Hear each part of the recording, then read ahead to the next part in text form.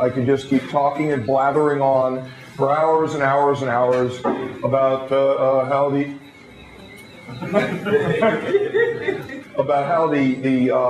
immune system functions. That's not our purpose here today. There's something larger to our purpose here. But what we found out was this. We found out that somewhere near the back of the room, there was a small group of individuals who bear a belief system. This belief system comes from another nation state, from what we're hearing. We've heard that this happened from two separate individuals.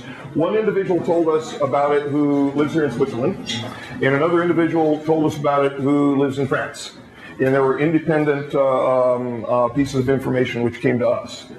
And we said, oh my God, a belief system.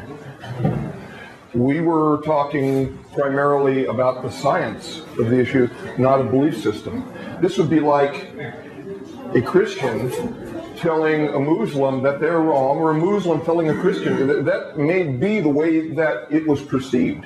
And it was never intended that way. We were speaking only for the science of the issue. And what we'd just like to say is that for those individuals, even to those, what word did they use? Bullshit, did I hear? To those individuals who courageously stayed, and this is why we invited people up onto the stage. You're the center. Center of a great mass of people that has no specific center aside from hopefully love. You're the center of all of this, not we.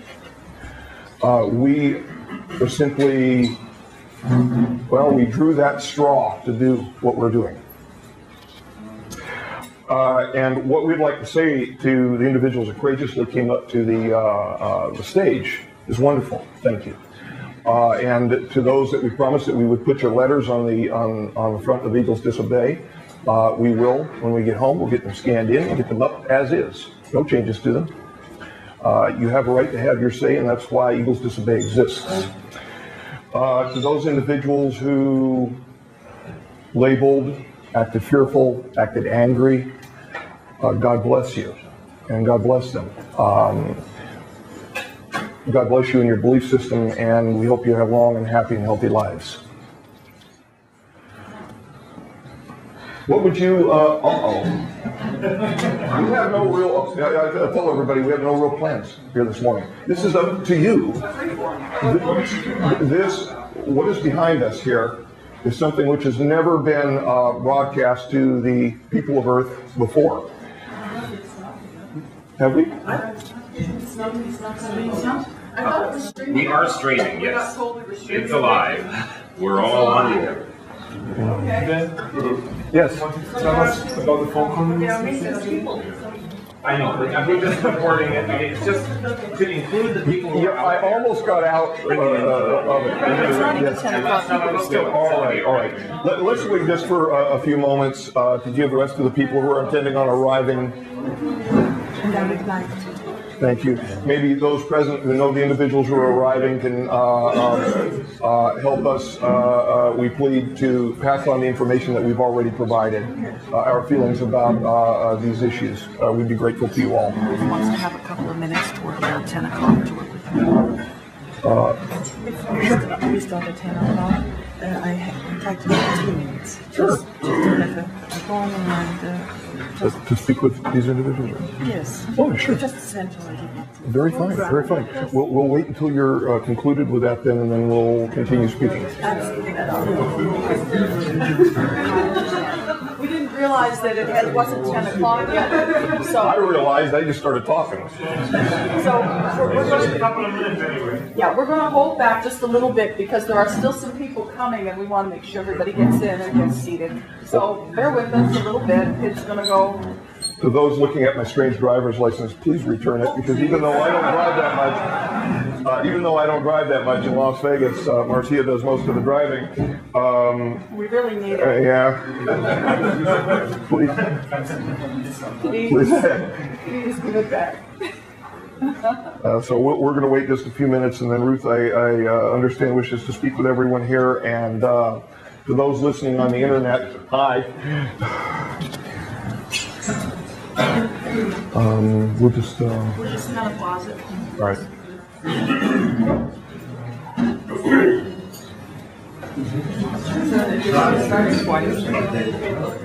Better than any other.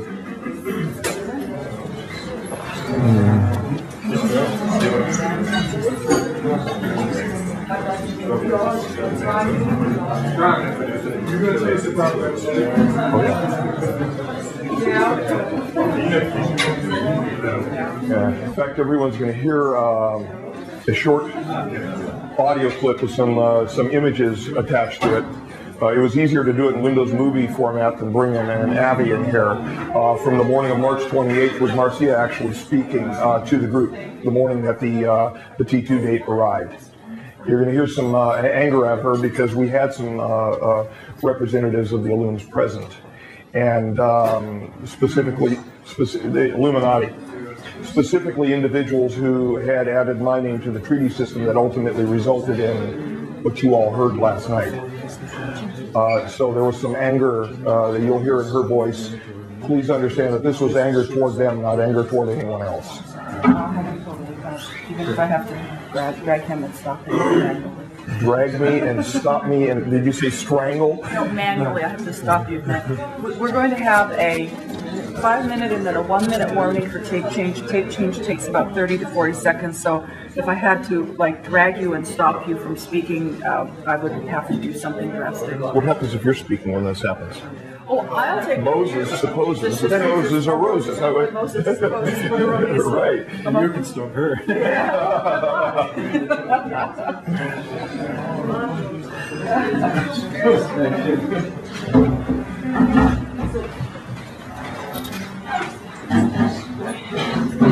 Should we step out? Well, I think it'd be. No, I think she wants to work with all of us.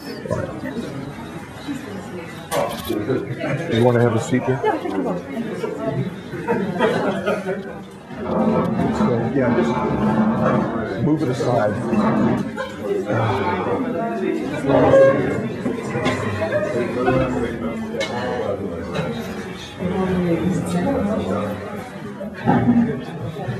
But I can speak out loud.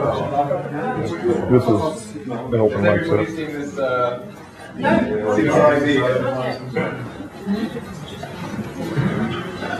Just pass your credit card. You assume I have a bank account, dude? Speak to wife, she handles money. Are very much looking forward to this workshop, and I'm not going to stop you very much. That's fine.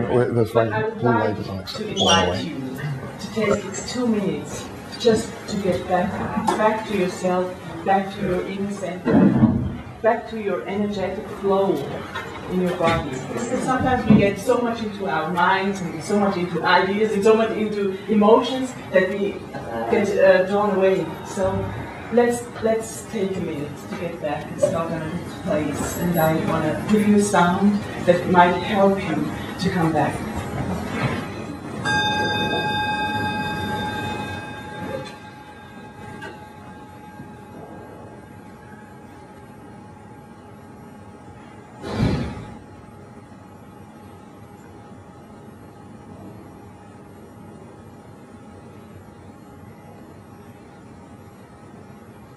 I always like to connect myself with my higher self, with heaven in a way, and let some energy flow from the third eye to the toes and to the floor, and let all the heaviness run out into the ground. so that my spirit can take over, that my higher self can take over, because this improves the quality. And we are all friends up there, not fighting.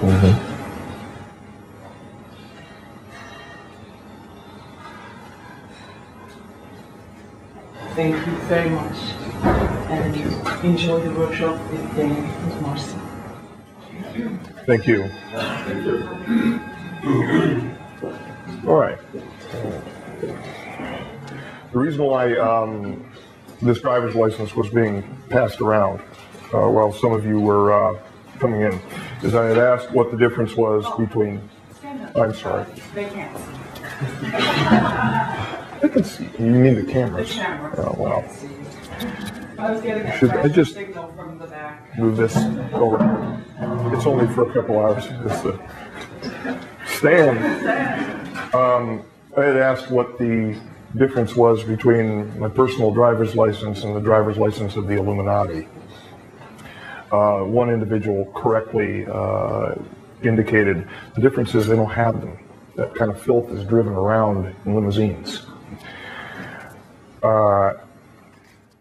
I had also indicated, and at the risk of restating a few things, which, yes, I'm going to get to the phone call. I'm not psychic, but yes, I'm going to get to the phone call. At the risk of restating a couple of things that you've already heard, we understand that there was a group of individuals who had a belief system present yesterday.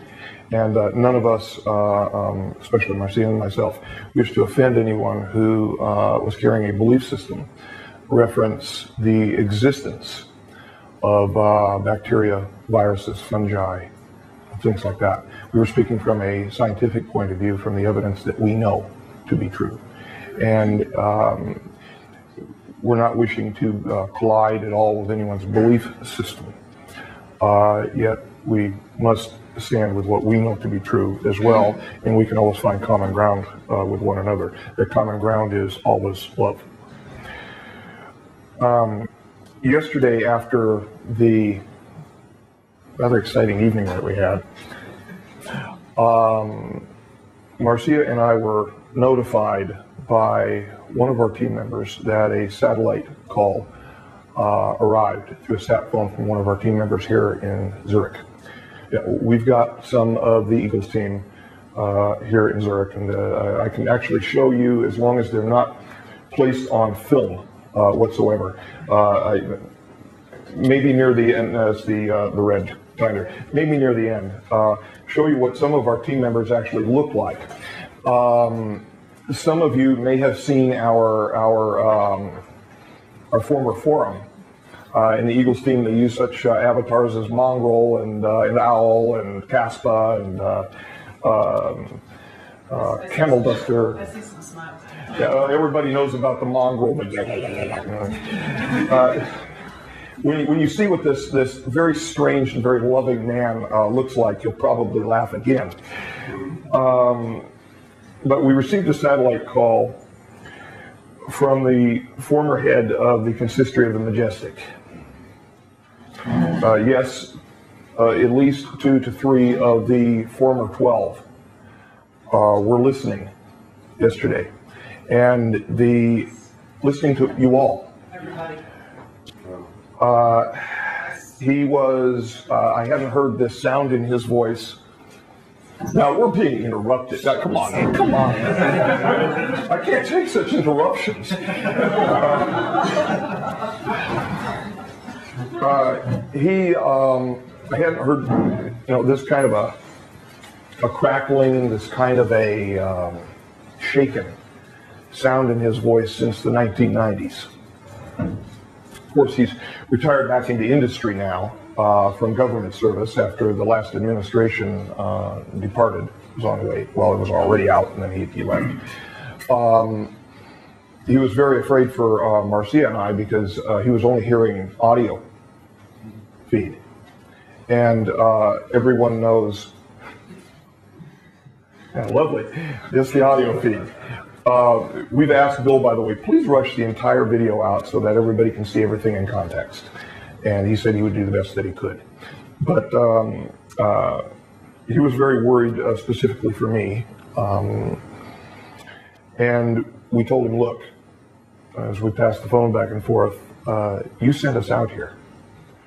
Had you not given these orders, the original purpose of my debriefing was for archival purposes, Marcia's private archive.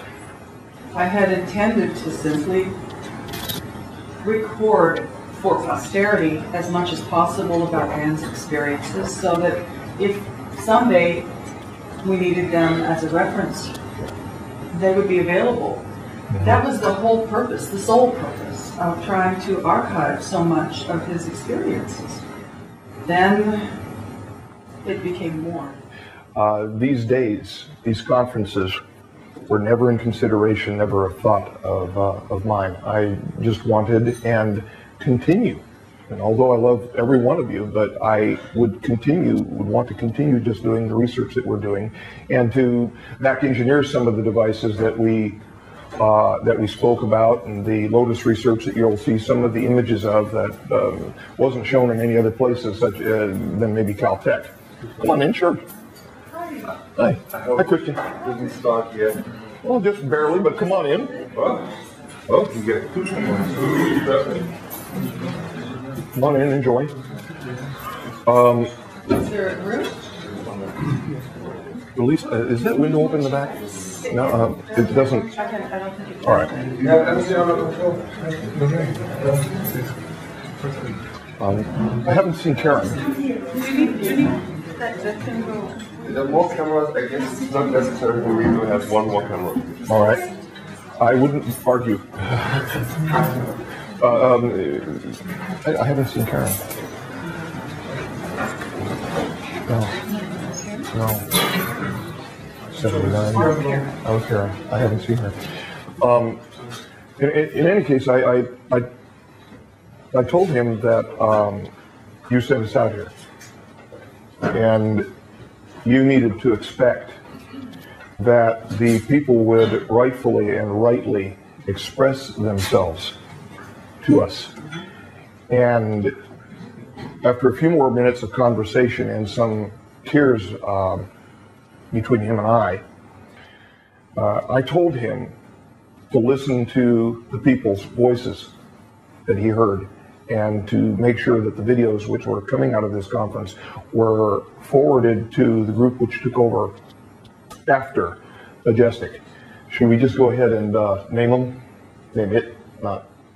The group which took over, and this is going to be a very big problem because this is streaming now live. It's being maintained for public record. The new group which took over after Majestic is named Scion, S-C-I-O-N, not S-I-O-N, as in the Priory of Sion. No.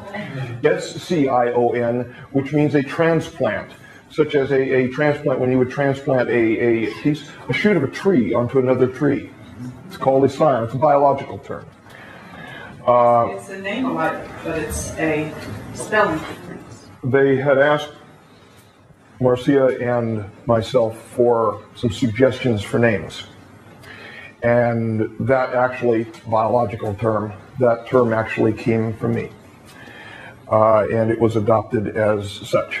Now this statement, which just went live over the internet, is now out there forever, and it will cause serious military industrial complex problems within the shadow government, even in our own country.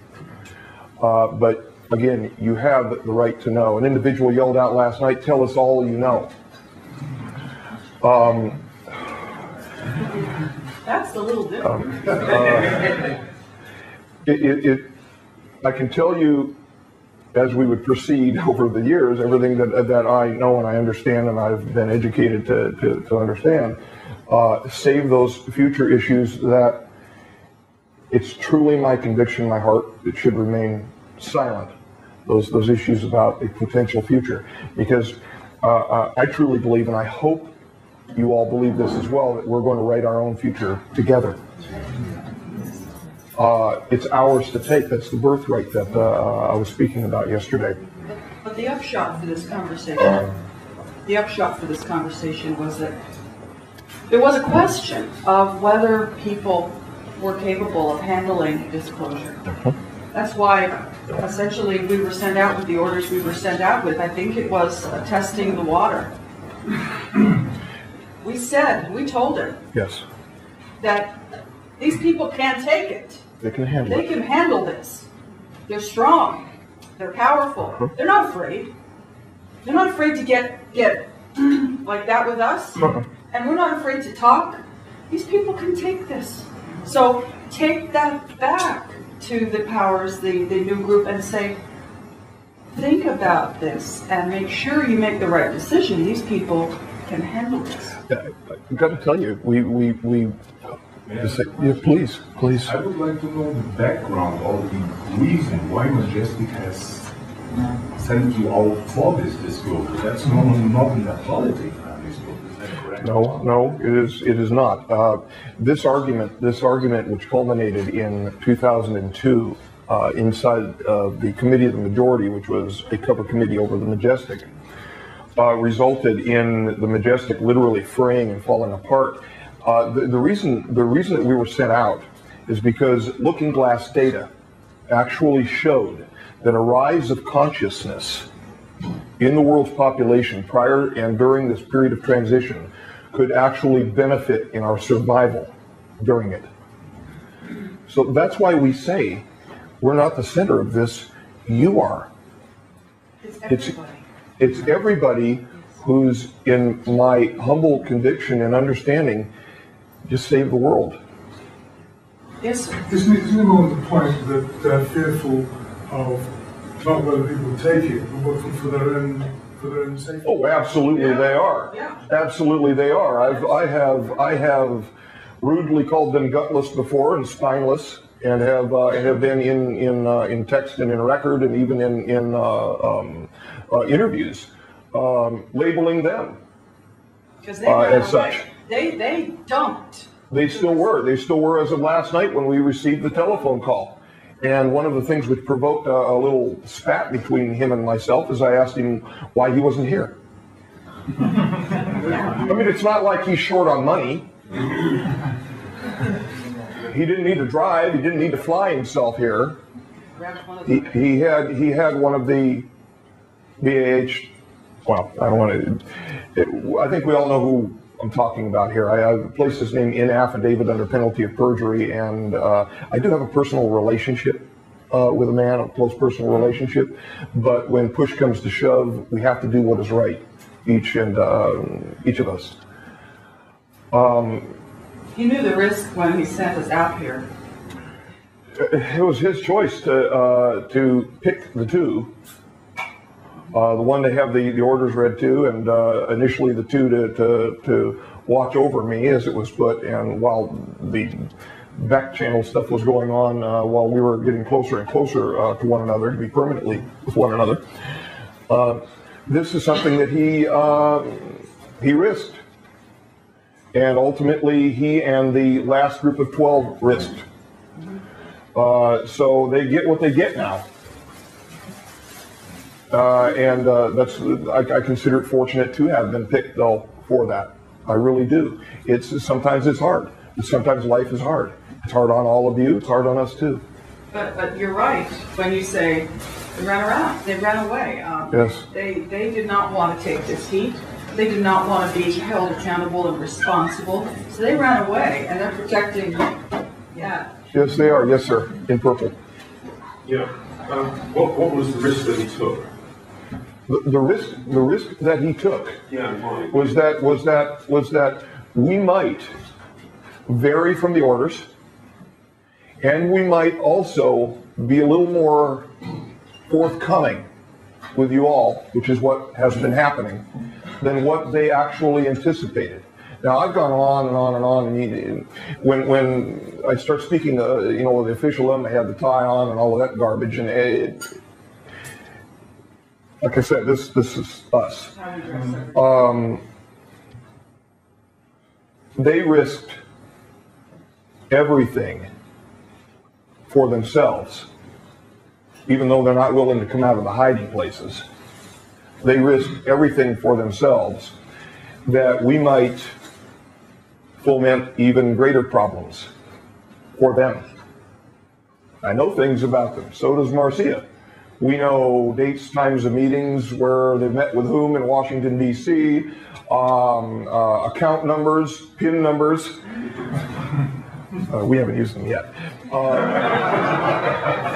Marcia has threatened once or twice. Account numbers, PIN numbers, also contract numbers. And these are contracts into places such as the Defense Department of the United States. And just the mentioning of the name is going to be a big enough problem for them.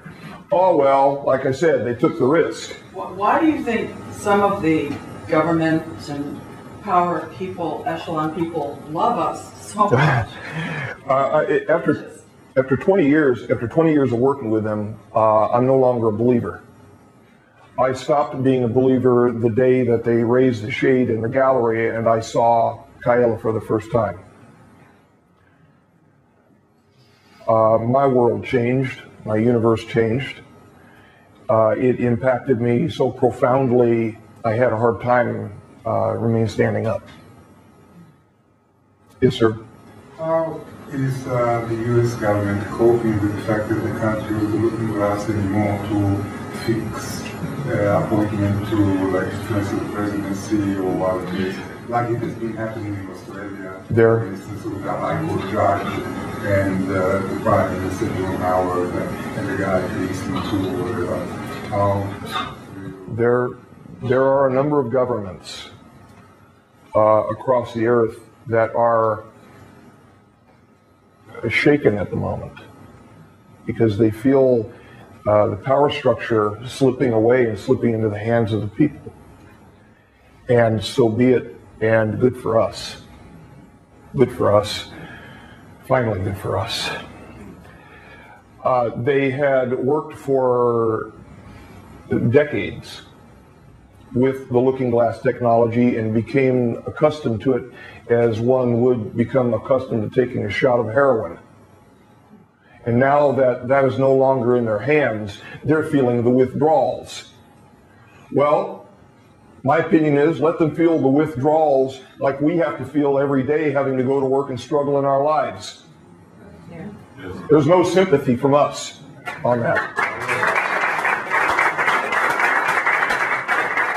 I was very ginger while sitting on the stage talking about the components to the looking glass, and that we had heard, that's true, we have heard that the components not only were broken up, but separated from one another, but certain components, meaning the projection device, had been spirited away. Well, not only was the projection device spirited away, so was all of the CAD drawings and all of the general schematics for the devices. They don't have them anymore. Yes, sir. Where they are, I love all of you. I really do. I really do.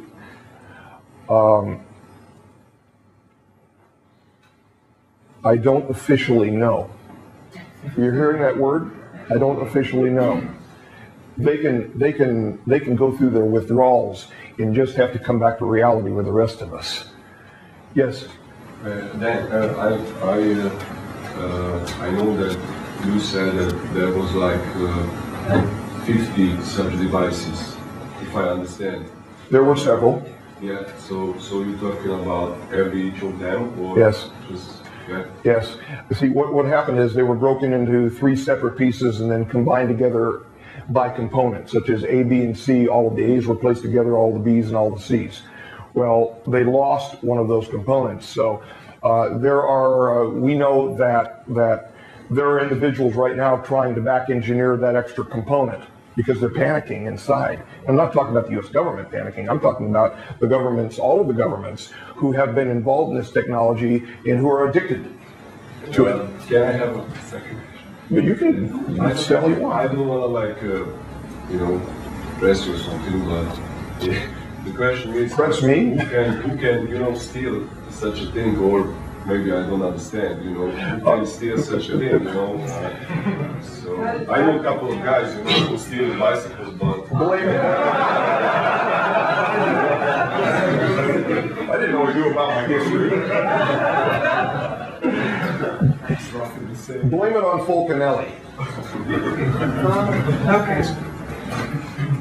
Blame it on Fulcanelli. How did the Q94 document get spirited into my hands? That document, ladies and gentlemen, is quite real. It is a real draft document with all of the errors that Stephen and myself, Stephen Mosto, late Stephen Mosto and myself, could type that day next to the cleric's office. I actually put a CMD for commander instead of CDR in it because I knew that it would irritate the clerk who was typing it. She was very mean to us. And what she would do, because we'd have to pass the paperwork, these are the days that we were actually using typewriters to type our draft reports, we'd have to pass the paperwork underneath a window such as like a bank window. And what she would do when she would get done retyping our reports back and putting signature blocks on them, is she would shoot the papers back and they would drop on the floor because she did not like us. So we did everything we could just to be irritable back at her. It was an inside thing that was going on at S4.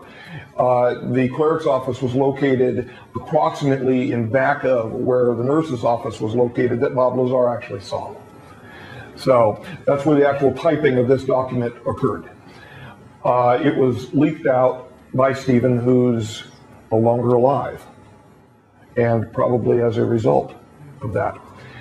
It came to me in a form that was very, very difficult to manage because it was an extremely poor version. It was gray and black, not black and white. It was horrible, gray and black. And it was in reverse.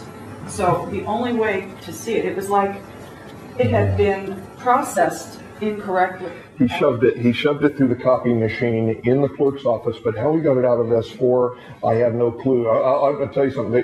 Things generally could not be sneaked out of that facility. That was a highly guarded facility. We had what was called pan and scan. We would have to pan in, meaning wait, Explain. and have our irises, both of them, scanned before we could move from position to position.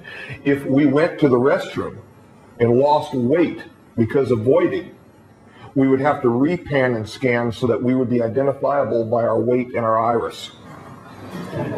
So those people that say, well, this person may have sneaked a heavy element out of S4, sorry, it didn't happen. That didn't happen.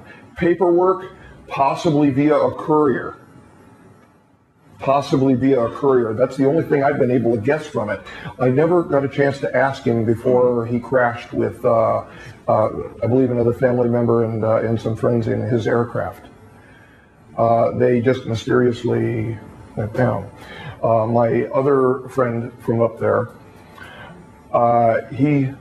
Robert Schwartz, he was hacked to death, as I understand, by a boyfriend of his daughter. With a sword. Nobody understands why the boyfriend went. Kind of strange. He's gone as well. There are two original members of the Aquarius team that are alive, and that is myself and the man that I was speaking to on the phone last night, on the satellite phone. Everyone else is dead. Yes, sir. In your experience, what the P-45s ended up doing, do you think do they humans? Were they humans? No. Were they humans? No, were they keeping to the humans who were present-day humans? Keeping to the Humans. The P-52s were, to the best of my knowledge. The P-45s violate any agreement that they can possibly get away with violating. They had an extremely, almost a fascist intent about them. They didn't care about the treaties, although they knew that they had to comply with them to a certain extent. And if they could get away with something, they did and do. I'm hoping at this time that the separation of the timelines has been such that they no longer have contact with us. I was going to ask that actually. Because the separation of timelines, does that mean that the Orions and the J-Rods will no longer visit? Yes, as I understand. However, I am in direct possession of information to suggest that they are still on orbit and also near our moon for the purpose of removing heirlooms. Now, I had to suck this up pretty hard last night when David, he apologized to me actually after when we were sitting out here drinking this, starting to drink this wonderful beer. He apologized to me. He says, "I'm so sorry for putting you on the spot." I said, "Why? I put you on the spot." Because no one knew that he had suffered from swine flu, but it was a useful example at the time, because we were talking about something that's so important to all of us, and that's our health. And so I know he's a giving and a loving and a wonderful and very bright man. And so I took that chance at that moment that his heart would extend that direction, and it did. And then he took that same chance back at us. Yes. The reality of what was going on, if you'd like to know, when I was on board in '73, after I had been abducted at Mayboyer Park and came into contact with the former MJ1's son, who passed away on board. That son was already on board as a collateral heirloom. Collateral, as in, I want collateral for a loan. The P-45s took collateral for the loan to agree to the treaties. Well, that same collateral, after I accepted the final orders, I was informed that same collateral was then in place for me, which meant that my lovely 6-year-old daughter would likely have been taken as collateral and not returned. The only way, it was slightly misstated last night for me to get out of Majestic. No, it was for me to keep them here. I did what I had to do, because the P-45J rods are extremely legalistic. They want the letter of the law rather than the spirit of the law. And it was required that anyone who had care, custody, and control and was called senior echelon, and as soon as those final orders arrived, I was called senior echelon. Same as a J number again. The same as one of the 12 again. As soon as I accepted those orders, I was part of a treaty codicil, a separate portion of the treaty, of which I was unaware until I was informed of that. So when it came time for the divorce issue to proceed with the former wife, there was also a decision and a near panic between Marcia and myself to get the divorce done before June 1st. Had that not been done before June 1st, I would have been in care, custody, and control of those two young ladies, and one of them would not be here now. She would have been taken in the middle of the night, and there would have been nothing that her mom could have done about it. In the same way that I was taken in the middle of the night on October the 15th with a full house full of mature ladies and children, and no one heard a thing, and all of my property was removed. Exactly. There was a group which was brought in called the Ghost Riders. They do not make sound while they work. That is their modus operandi. I brought them in. She brought them in to have me removed in safety. But there are other units like them, and they would have come in and probably enforced the treaty issues for the J-Rods and the child, this beautiful little child that I call Little Troll, because she stands about this tall and she reminds me of a little troll. She would have been taken in the middle of the night. So what was I supposed to do? When you love someone, you protect them. Are the Ghost Riders present their humans? Yes. Oh yes. Yes, they're operatives. They're a crack team. Yeah, they're operatives. Absolutely crack team. I brought them in on the project because I needed the best, the very best I could find. So I pulled some strings and I asked for some favors. Sure. And I had our team that is loving and loyal toward us just because they happen to have worked with Dan, built great friendships, and become very fond of us all. plus other Majestic operatives who were very skilled. They took control of the entrances and exits of the locations. Mongrel and Owl were the two who actually removed me from the apartment. If you know the names Mongrel and Owl, Stephen and Brian, they were the ones that actually came in. It was Stephen that put his arms around me and told me I would be fine. They came in looking like the Borg. They had their night vision on and they had weapons out for fear that members of the Illuminati were actually inside of the apartment and would have tried to hold me. They didn't know for sure. They weren't able to watch the apartment that well for fear of being seen themselves. So it was a situation of a surveillance problem that was going on at the same time.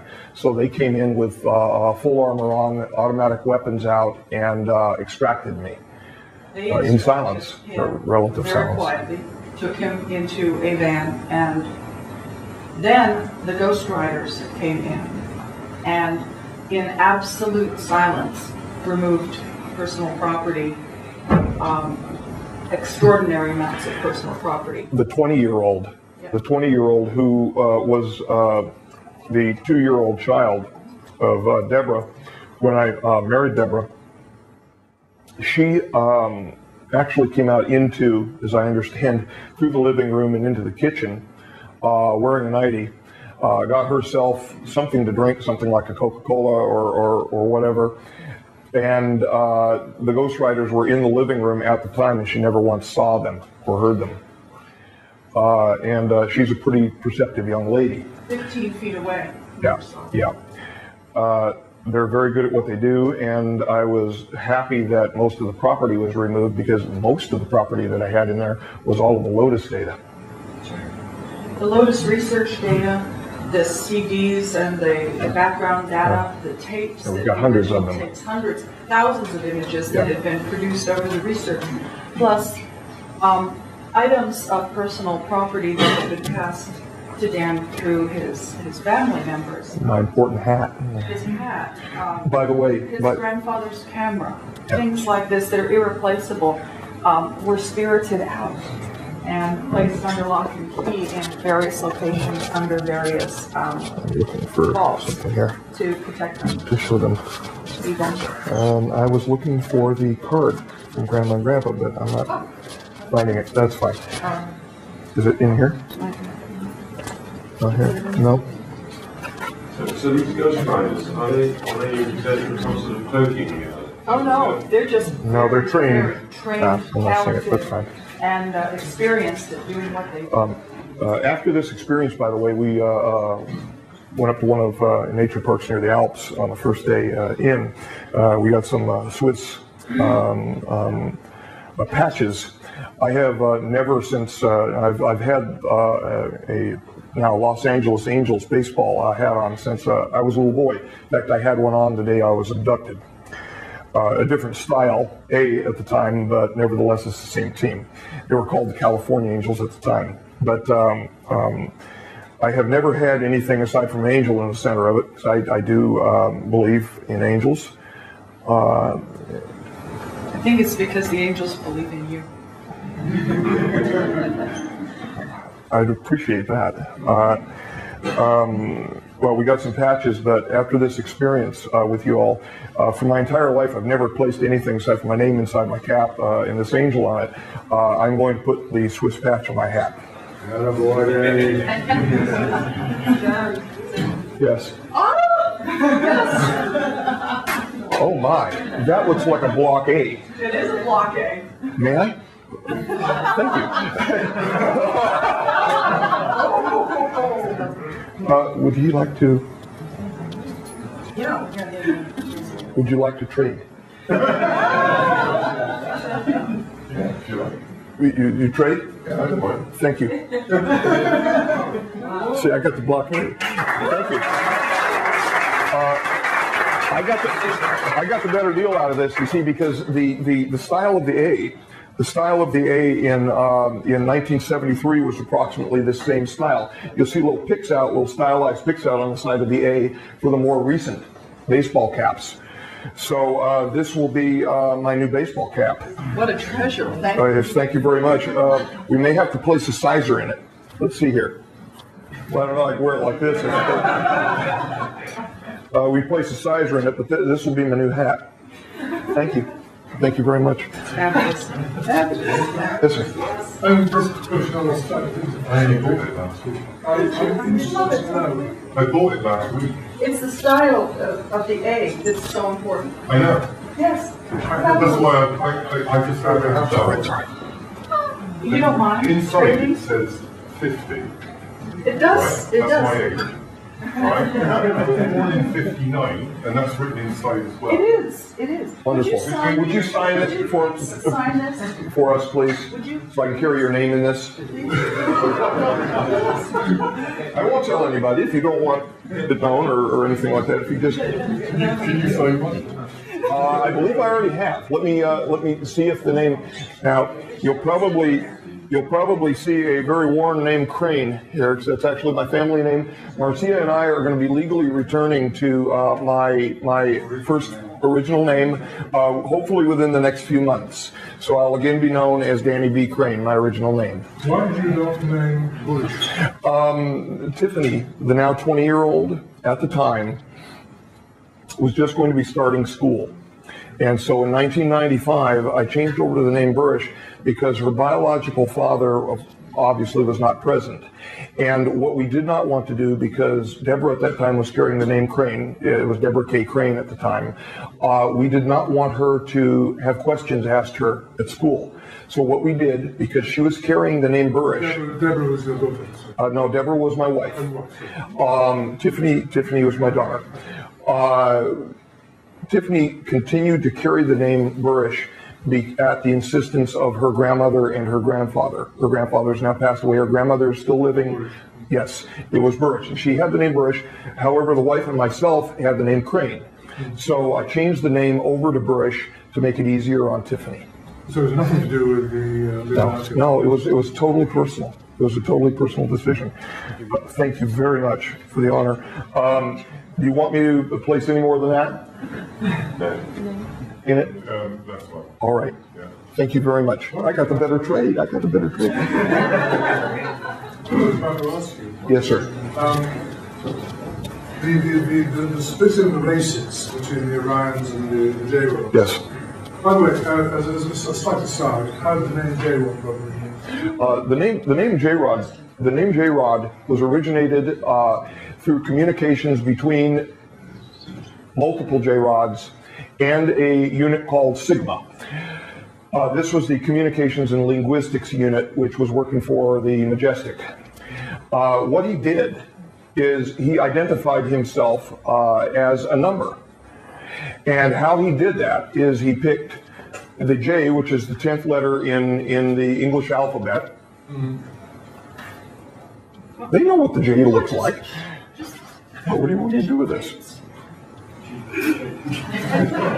They picked the 10th letter in the English alphabet, which is J. So it was 10 or something. That was 10.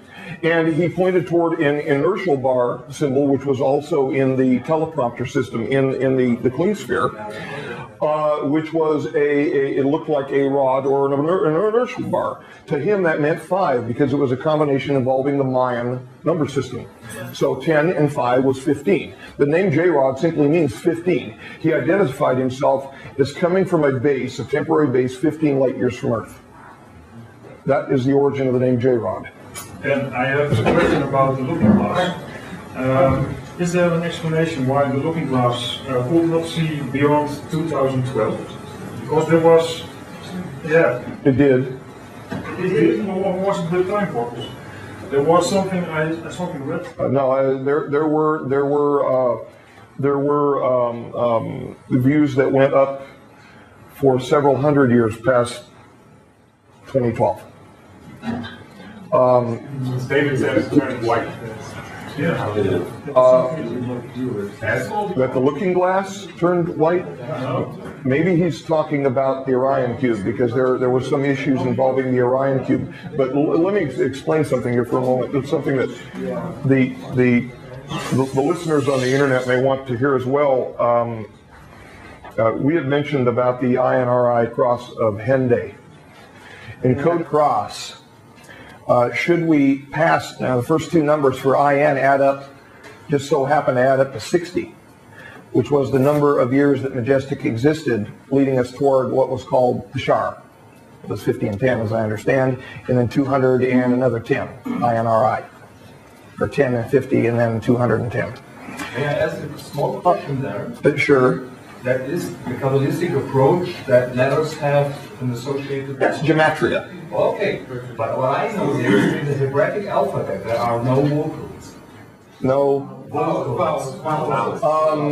The Nikud is a vowel system added to that. Okay, thank you. Can I continue with my... I'm not a linguist, though, please. Can I just continue with my... Sure. Sure. I want to know, because the catastrophe is supposed to have happened right about now, in timeline... Yes. Yeah, well, that would have been what we nicknamed Timeline 2. Okay. And it was a very dark nickname, but it was a nickname nonetheless. So we're now on timeline 1, are we? I'm not sure what we're on right now. It doesn't really matter how it is. Right, and that's the whole point. It's supposed to happen now, and the Orions are supposed to have left the Earth. Yes. The first moon, and then... Several thousand years after the disaster, yes. For me, doesn't quite stack up here. First of all, would they have had the technology to do that? Several thousand years after the disaster, yes. We're talking, yes, we are talking a large expanse of time after the disaster, before they ever began reconstituting themselves, before we did on the surface of the Earth, reconstitute ourselves to the point to leave. Okay. We're talking about a lot of time here. The Orions, because the Orions, you said that the Orions somewhere, I think it was on your resume on Camelot, said that the Orions left the time of the catastrophe. No. No, and if that's written anywhere, please show us where, because that would be wrong. It's clearly stated that they left a few thousand years afterwards. Okay, well, there's a slight typo there. That's fine.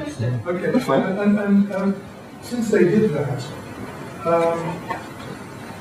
does this mean that, because I did ask you this before, that we're never going to see them again, because we're on a long timeline? Well, as I said, I understand that a couple different things.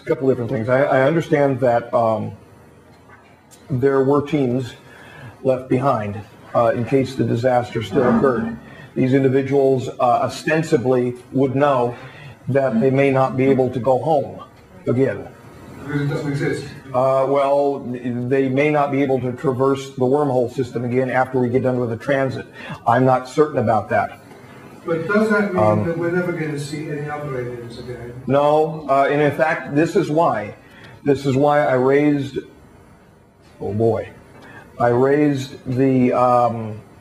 the specter of a couple hundred years of viewing with a looking glass, and I also raised the issue of INRI on the cross of Henday. We mentioned the first two adding up to 60, meaning the number of years from the time of the inception of Majestic to its official ending by the end of the orders, 2007. Now, of course, they officially broke off at the end of 2005, but the orders, they stood adjourned to the completion of the orders. The completion of the orders ended technically at the end of 2006. However, at the end of 2006. So if you count from 2007 and you add the last two numbers up on the cross of Henday, that is exactly the date that was seen as the date of first alien contact.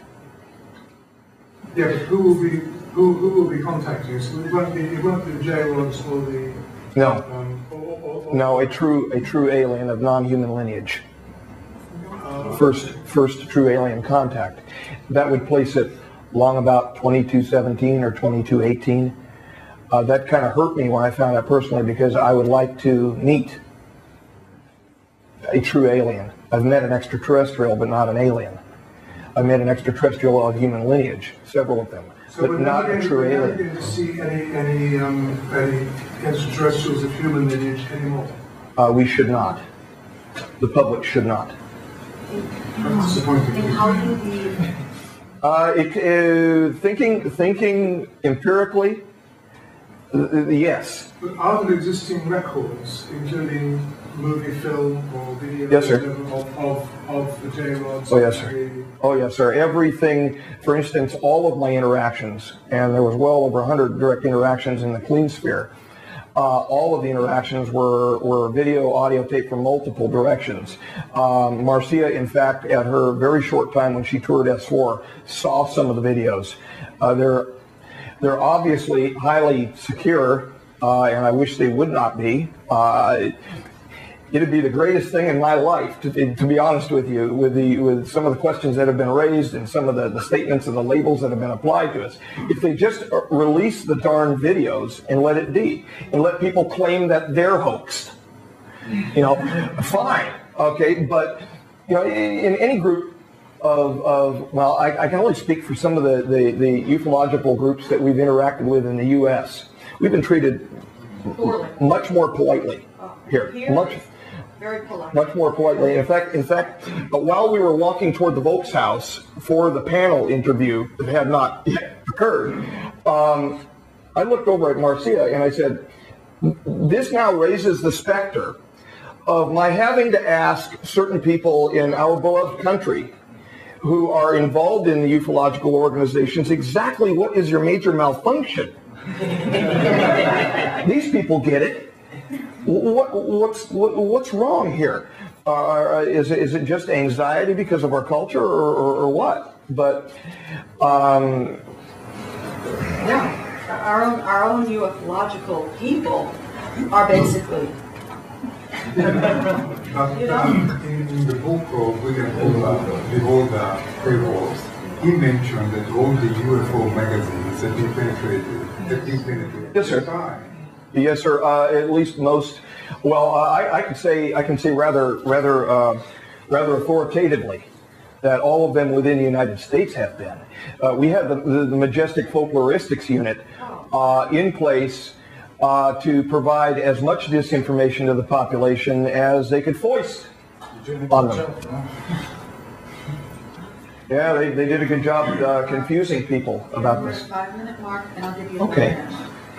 Then you dragged me off the stage and... Oh, a psychologist has arrived. Then, may I ask you a question? No. Well, I asked you before on the post, you had made... And the telephone. And during the telephone call we had, wonderful telephone call. I was probably one of the last persons to talk to you over the telephone. Via phone, that's quite possible, given what Marcia is intending. It was really nice. Thank you very much. In fact, you aside from our close personal friends having to do with the Golden Thread, the-goldenthread.proboards.com. The real one. The real one. The pleasant one. The polite one, the one where people who were from the original inception of the Golden Thread will call it Book 1, and we'll call this Golden Thread Book 2, kind of like the Tale of Two Cities. The second book is called the Golden Thread. But please. Yeah, well, I was just wondering if you had one of your drawings from the jail with you. Ooh. Because, of course, we would love to see how he would have looked like. Yeah, I don't think we brought any of your own. Ooh. That one I didn't plan. Pardon me now. How do I get around the seat? Can I see it from this side? Oh, all right. Yeah, I was warned though about the barrier. If you could return to, I'm not certain if I have one here or not. If not, we will we'll put an image up on the front of eaglesdisobey.net for everyone to see. I've done a one-hand drawing, and I've done a couple of computer graphic drawings. These are the What is all this stuff dossiers? that's currently going around about Let me just look here for a moment. aliens being made in 2017? Well, that's what is encoded into the cross of Honda. Yeah, but Dan just said that the first contact with Some 2200. 2217. Maybe I misheard you. I'm sorry. Well, people are saying it's 2017 contact is going to be made. Really? But Dan was just saying 22. Well, I'm saying the cross. Well, in my opinion on this is that absolutely it could happen. That's my opinion. Being that we're on a path that we do not know, who knows? Yet this was encoded via J-Rod contact.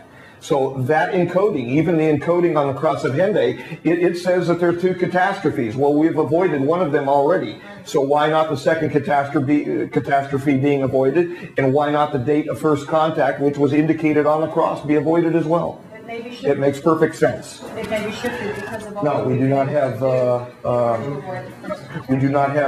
of those images.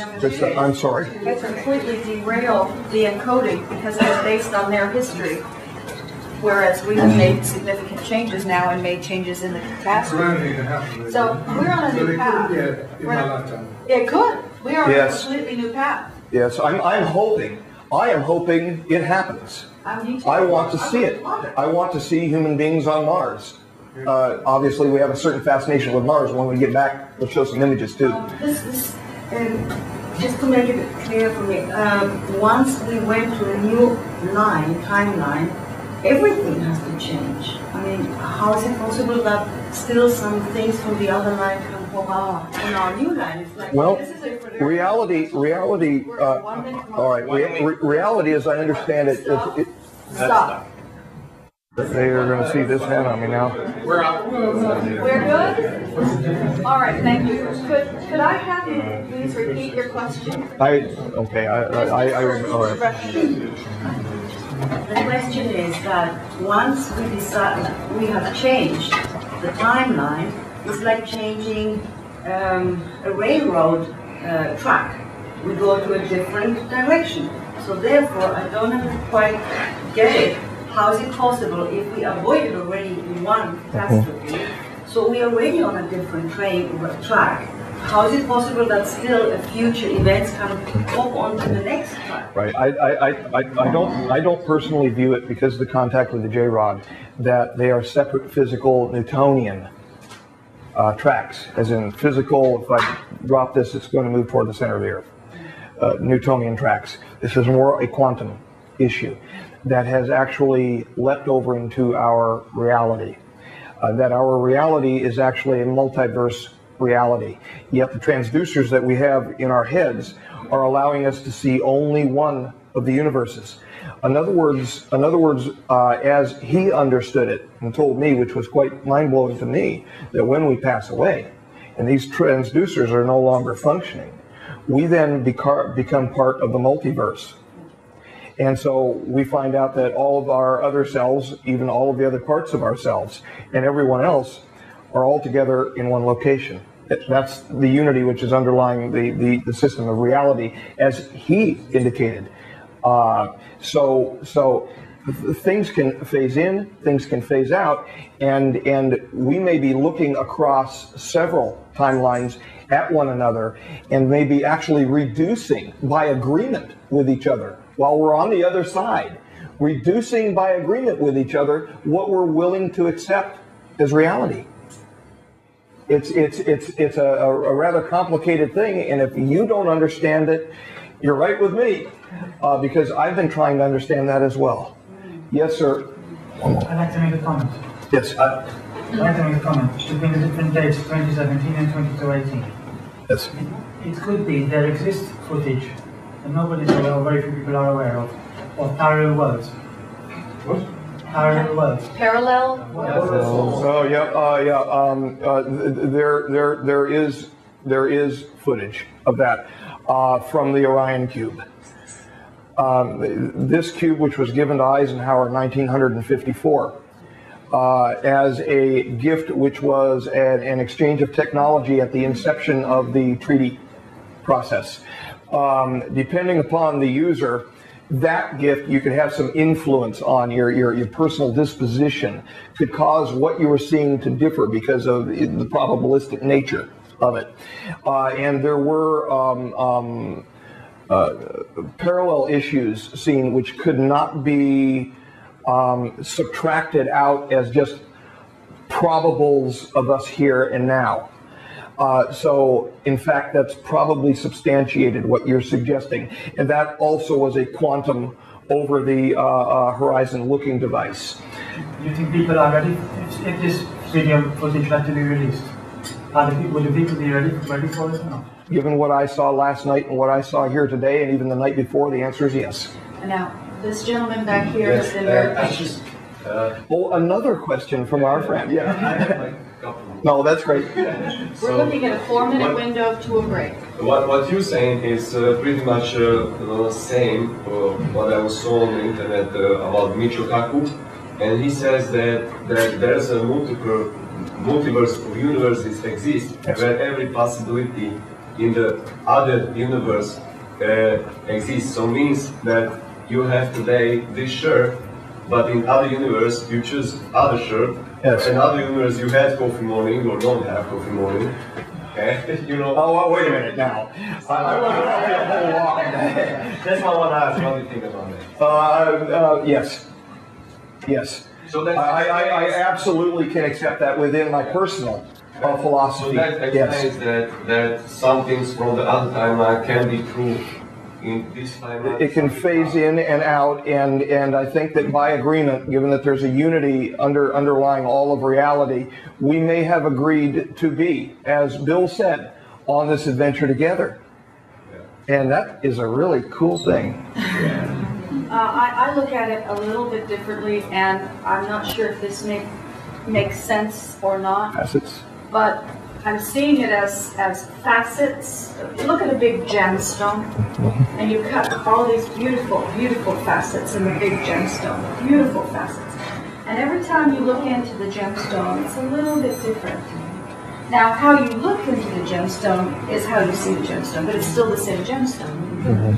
So maybe we were looking at the gemstone here, and then now we've made changes, and now we're looking at this section of the gemstone. Same gemstone. When we finish after the break, we're going to show you some images you might enjoy seeing. We have images here with us from Emanation of the Solfeggio, which is our latest ebook that's available on our website. The foreword is by Leonard Horowitz, Dr. Leonard Horowitz. See, so if anybody asks about emerging viruses and issues like that, Leonard and we have a regular communication stream. We're aware, we are aware, and we're just trying to be responsible with everything. Yes. But do you share the point of view of David Wilcox on his overview regarding 2012, or you have obviously a different point of view? I'm not understanding the. Do you agree with David Wilcox on his opinion about possible 2012 and specifically which opinion? Well, he's very optimistic. Oh yes. Oh yes. Oh yes. Well, we had some personal fear when we walked in on the morning of March 28, 2009, that the Pacific Ocean may be greeting us in the Las Vegas Valley. We still knew in our hearts that we were going to survive, and that is exactly what we believe. Yes, sir. I just have a simple question about the treaties. I saw you. About the treaties. Can you elaborate on which nations have participated and how the representatives have been selected? The representatives were selected via the Committee of the Majority interaction with the United Nations. The person who actually brokered the political agreement creating the Committee of the Majority and bringing the treaty system even more into an internationalized view was Indira Gandhi. Most of the UN nations are treaty signatories to the OF9 and Town 9 treaties. However, they probably won't tell you openly this. Oh. So it's a lot of countries then? Yes, sir. And within the countries, do you know how these representatives have been selected? The representatives were selected at the times that the countries actually came into the information. The U.S. sat on it for a long period of time as a military issue. It was only in 1953 when Aquarius, the actual first Aquarius project was formed, that they became certain that there were time travelers. Previous to that, in I think it was 41 or 42 at Cape Girardeau. Does anybody heard of that with a crash in Missouri? There was actually a Huffman, a reverend, who gave last rites over some crashed beings, and no one understood at the time why he was giving last rites to them. He was giving last rites to them because there was a communication underway as they were dying that they were human beings. And so therefore, the issue of last rites, as within our culture, was appropriate for them, that they actually sought it out via communication with him. But in a number of countries, and how those delegates were picked was via communication with the nation states at the time, and then those individual nation states selected individuals to the committee of the majority, and then they became parties to the treaty. Ladies and gentlemen, I was told to please engineer a break at 11, and it's 11:01. A minute. What's a minute between things? How long? 15 minutes.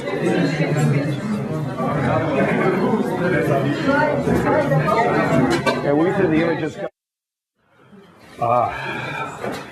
A question was asked before you get to the. A question was asked during the break concerning the appearance of the J-rod, because I was asked, well, was the J-rod solid? Yes, the J-rod was solid, but the J-rod also appeared off-shifted in a strange way. That's about the best I can explain it. I don't really have words to indicate it. It's maybe to say he didn't appear as though he belonged. You know, you can look across the table and see another human being across the table, and we know we belong here. There was something, aside from what he looked like and how the communication was underway, there was just something wrong. And I think that something wrong was a separation issue. Actually, this is a segue, a very good relational question. Because I was asked at the break if I could propose a question to Dan on behalf of one of the members of the ground crew. She would like to know more about the occasion in the clean sphere when you were suited up and you happened to have a procedural break wherein the J-rod stepped toward you out of the procedural format, and you stepped backward, catching your foot. Well, you know what? I'm going to go ahead and put you on the spot first then with this, which will ultimately probably not weigh well for me, but tell them about the first time that we met at Vashti's. Please. Well, all right. The question actually segued. The full question was the communication that took place at that moment. Could you elaborate slightly? I understand. The very first time that I met Dan was in 1980. You'll understand in a moment why I asked her. At a party. I had been actually taken around Europe, taken around different parts of the United States and in different parts of the world because my family was trying to introduce me to the right people. And I didn't know at the time that my father was a majestic courier under the Forrestal administration, and he was required to go from country to country to country carrying sensitive, majestic documents. But I never knew that. But they wanted me to, they were grooming me. So I happened to be at a party at Vashti Bunyan's farm up in northern England and Scotland. It was called Wester Cumbersheen. It was technically up in the Cumbernauld area of Scotland. And this party, actually, the father of Vashti Bunyan was the gentleman with whom Dan was staying in England and studying microbiology, working with him under his tutelage as a young man, as a microbiologist. So he brought Dan to the party, and I was having a wonderful time, and I noticed this rather gangly 16-year-old young man. Gangly? Looking at me. Gee, and, thanks. his eyes went like like that. Red-haired goddess walked in. Oh, well, I was a lot younger, and anyway. He managed to step backwards toward the kitchen door opening and put his foot right into the silver trash can, at which point he stumbled backwards right through into the kitchen. That's how I first remembered him and then met him. So when he fell backwards in the clean sphere, it was no surprise. It was for different reasons, though. I was not taken by the J-Rod as I was taken by you. It was a whole different series of emotions, trust me. What happened is when we were introduced, well, we would go through medical checks, be actually suited, initially deconned, and then placed in a gantry ramp and wheeled over to the clean sphere. We would then have to hose into the clean sphere, open up air lines and emergency ducts, and also do communications checks. While all of this was going on, I was supposed to be having all of the information about what I was supposed to do inside there already memorized. Looked good doing it, because if you didn't, the number 2 channel that was going up to the surveillance unit inside of S4 would be telling you to get back to work. And then I would be introduced into the clean sphere. I was to step to the right. There was a symbol of a anthropomorphic symbol of a human being giving a friendly symbol, which was a real joke for Kaela, because I would stand there and go like this, and he would be laughing at me. Well, I did it. And then I was supposed to do the bridal step toward him, indicating that I was a friend stepping toward him inside of the Sigma, the unit that I had mentioned before for the linguistics, the Sigma unit's protocols. So I would do a bridal step. Well, he got a little cheeky one day with me, and as I took a step forward, he took a step forward. Now, I kind of suppressed my emotions about it at that point, because no matter how friendly he was with me and that I was with him, and even unbeknownst to Majestic in there in the operations team, how much we were talking amongst each other, he was still who he was, and I was still who I was. And he was handling who I was a lot easier than what I was handling who he was. I then summoned my guts up and took another bridal step forward. And when he stepped forward again at me, still laughing at me, and I could hear him laughing through me as I kind of felt like I was falling toward him, I panicked. I had this visceral response. I panicked and I stepped backward. As I stepped backward, I hit either my right or my left shoe. I don't remember which, to be honest. However, that video, I hope to God, is never played. But I stepped backward and caught one of my heels on one of the grates. As I did so, I fell over backward. Now, I was in a very unwieldy suit, in a suit which was slightly too small for me. I was in a woman's total encapsulated, essentially moon suit. I'm not that big of a guy. And the only thing that would fit me, the only total encapsulated unit that would fit me there, was the one female biowarfare suit that they had. So they would fit the bell on me, and it was slightly too short on me, so the bell would actually press down on the top of my head with a ring on the inside of the bell, and it was actually painful. It was also very difficult to walk, essentially a Apollo-type moon suit that one would expect. Well, when I fell over backward, I was lying.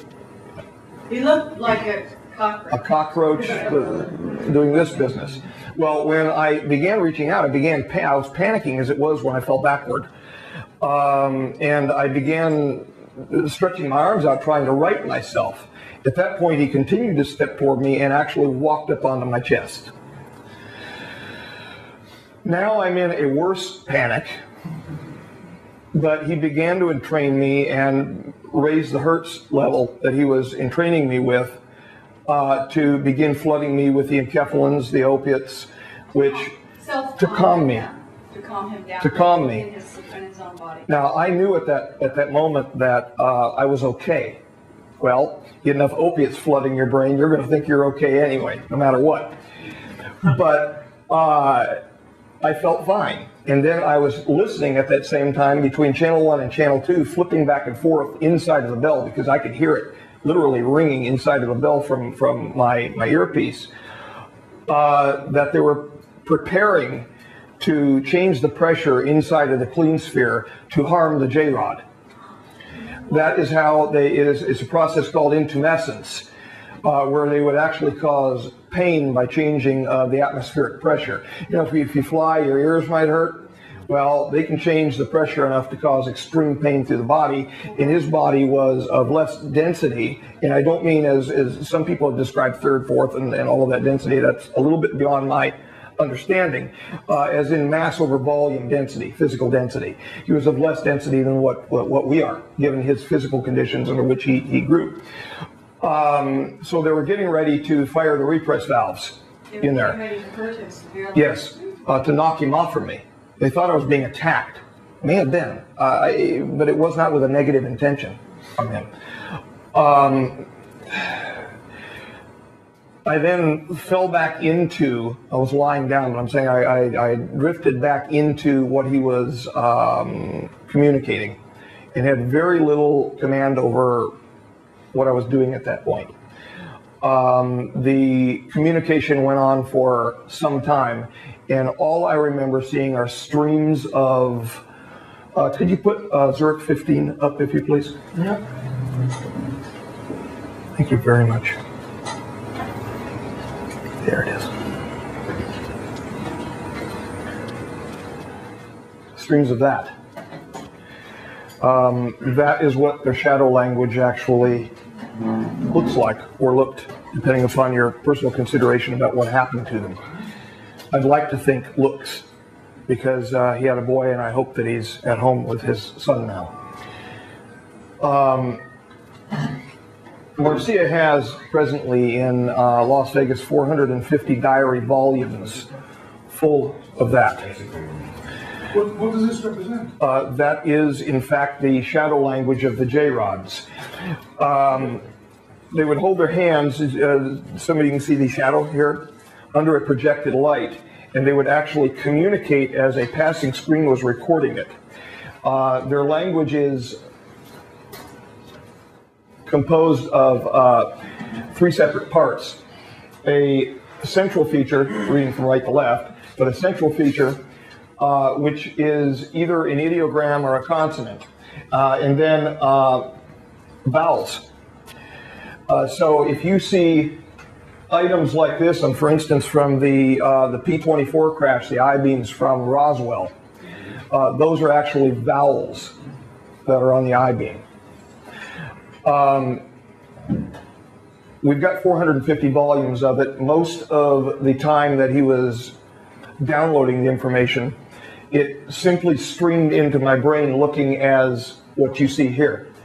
This was written by me from right to left, and if you think of 450 diary volumes full of it, that is what Marcia is the caretaker of. You wrote this, actually? Yes, it has been projected into a negative for the purpose of the showing today, because Stan Goldstein, the former chief psychologist for the Consistory of the Majestic, suggested that it might be less, I don't know why, less shocking. My concern was this.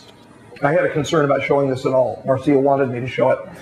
I was concerned that, being an abductee myself, that some of you may have seen something of this nature.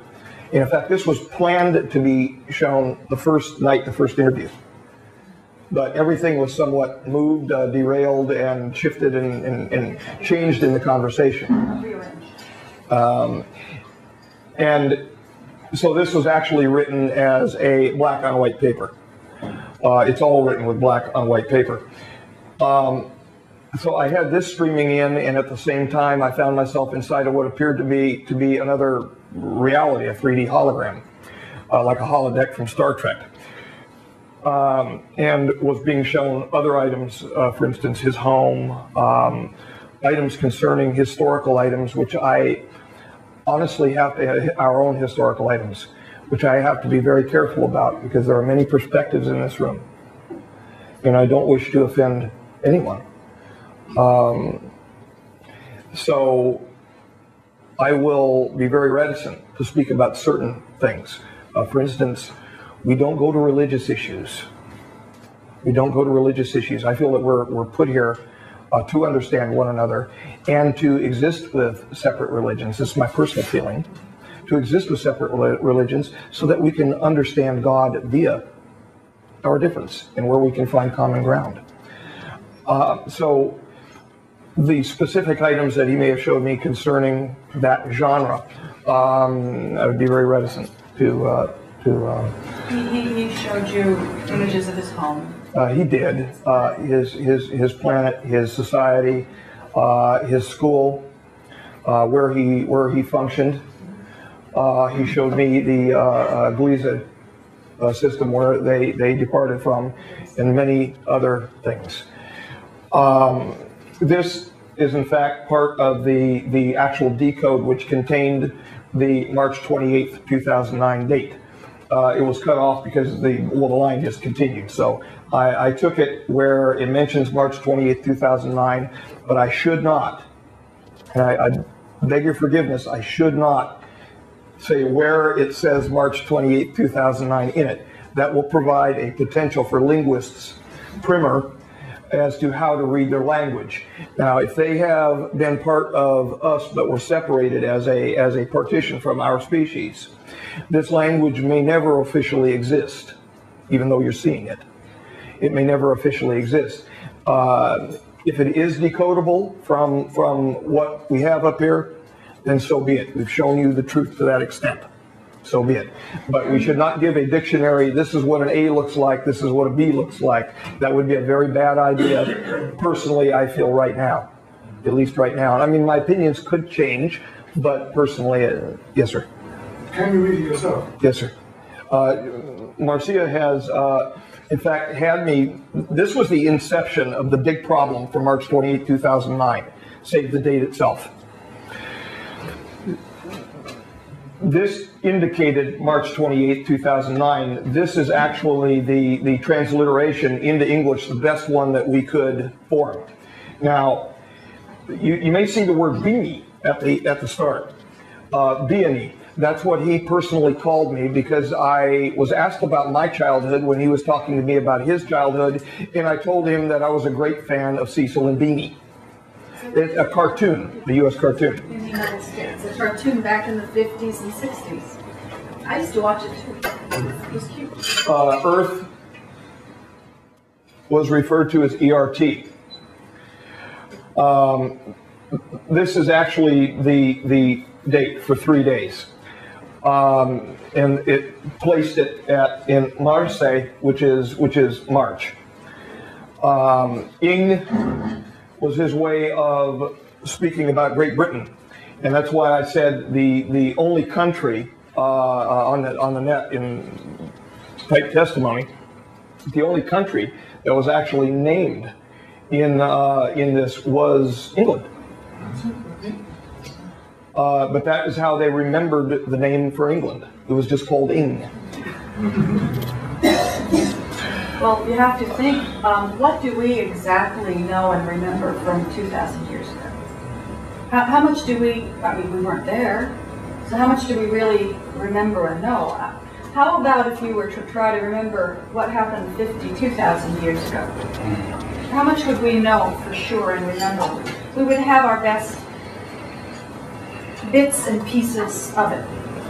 I think it's the same type of thing. And this was the greatest concern, too. The greatest concern for us was March 28, 2009.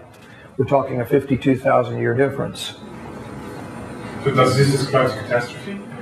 Yes. In fact, it says, join no more sea. a specific indication concerning the moment of the beginning of the catastrophe, which would result in our partitioning. But the thing which gave me hope, great hope when I read it, was time ancients, that's us, the cavemen and women, time ancients must decide joining. And that's all of us. We have to decide. This is up to us. And when that was decoded with it, that gave me a great deal of hope for our future. And what was the catastrophe about in terms of the forward-looking? The catastrophe was approximated with the use of wormhole access technology on our Earth, which then caused a between 1 and 4 degree geophysical pole shift of the planet Earth. The mantle and crust slid. It was an asthenosphere situation where it slid, and some waters actually poured out, some of the mantle waters under high pressure that have been discovered, poured out as well, and there was a great inundation. Now, one individual walked up after the interview and showed me a photograph of a rainbow. And so that's the one thing, the rainbow, that personally, from my own personal history, that has really lifted me up inside, emotionally, spiritually, lifted me up. His bow in the clouds.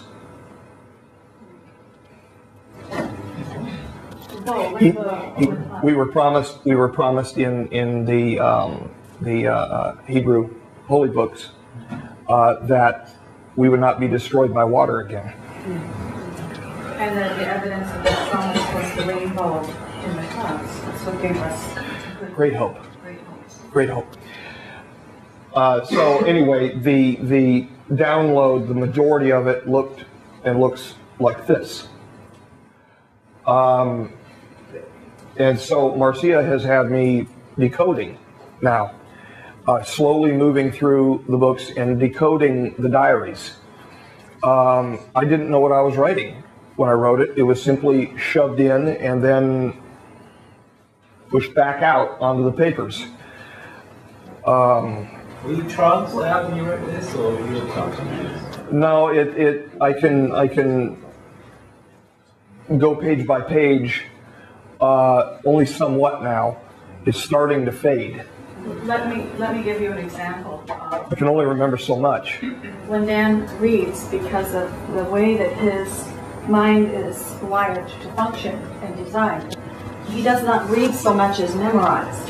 For example, when at one occasion I needed to go to a certain image in order to facilitate the research, I asked him if he could remember what book it came from, and he went, the book name, the book page, halfway up the page, located at this shelf, over to the right, this level of the library, there. And he did that. I went, huh? I went there. I'm not special, I'm just different. I went there. I went to the book. I opened the book up. I opened up the page. There was the page. Now, perhaps these ladies and gentlemen would like to hear you on the morning of March 28th, 2009. Now, I had previously indicated, I'm not sure if this was before everybody came into the room or not, that you might hear some mean tones out of Marcia. We had people that were present who helped sign the treaties. We lured them, with them not knowing that March 28, 2009 was the date. We lured them to Las Vegas and had them put up in the hotels in Las Vegas. We made sure Stephen and Brian were in charge, in fact, of the operation. We made sure, because we had enough people there, that they would be unable to leave the night before the meeting. I don't want to... They were our guests. They were our guests, whether they wished to remain our guests or not. Another reason is a couple of the people that we had present were those who had my name added to the treaty system as well. And we were pretty upset about that. Well, yeah. And because I never assented to my name being added to the treaty system. But I wanted to make sure they had a ringside seat. They had a western a series of western facing rooms between 15 and 25 floors up. We did in fact have the bolts removed from the windows in this particular hotel in Las Vegas, Nevada, in case the oceans, if they would happen to see the oceans coming from the west, they were welcome to leave their room by any means other than the room's door. We were not real happy with this. If humanity was going to drown like rats, so were they. What's the status of the treaty? The treaty is going to be expunged at the end of 2020. We were told right before the operation happened, where Marcia actually had me extracted, she and I were having conversations about that. And we said, we can't wait another 12 years. We had waited 18 years to be together. 18, add another 12 to that. You know, we wanted some life left in us, and not to be held apart any further. And so we took the risk. She took the risk that day. Damn right. We figured that they would be too busy with the formation of the new group. The new group of Illums that came into the 5 councils. There are 5 separate councils, 5 councils of what are called the Areopagites of the Illuminati. I cannot name them, or that would be considered officially name them, meaning who is seated at the heads of those 5 councils, or that would be considered something that they would directly eliminate me for. So I've got to be honest. I mean, Marcia and I do want a future together for ourselves too. If we can do anything from behind the scenes to get them outed by other means, that could happen. But directly naming them, nobody appointed me, and even if they did, it doesn't matter. As somebody who's willing to spread his arms out and have nails put in them. I'm just a human being, and I just want a life with my wife. So I'll do that. I'm doing the best I can. Yes, sir.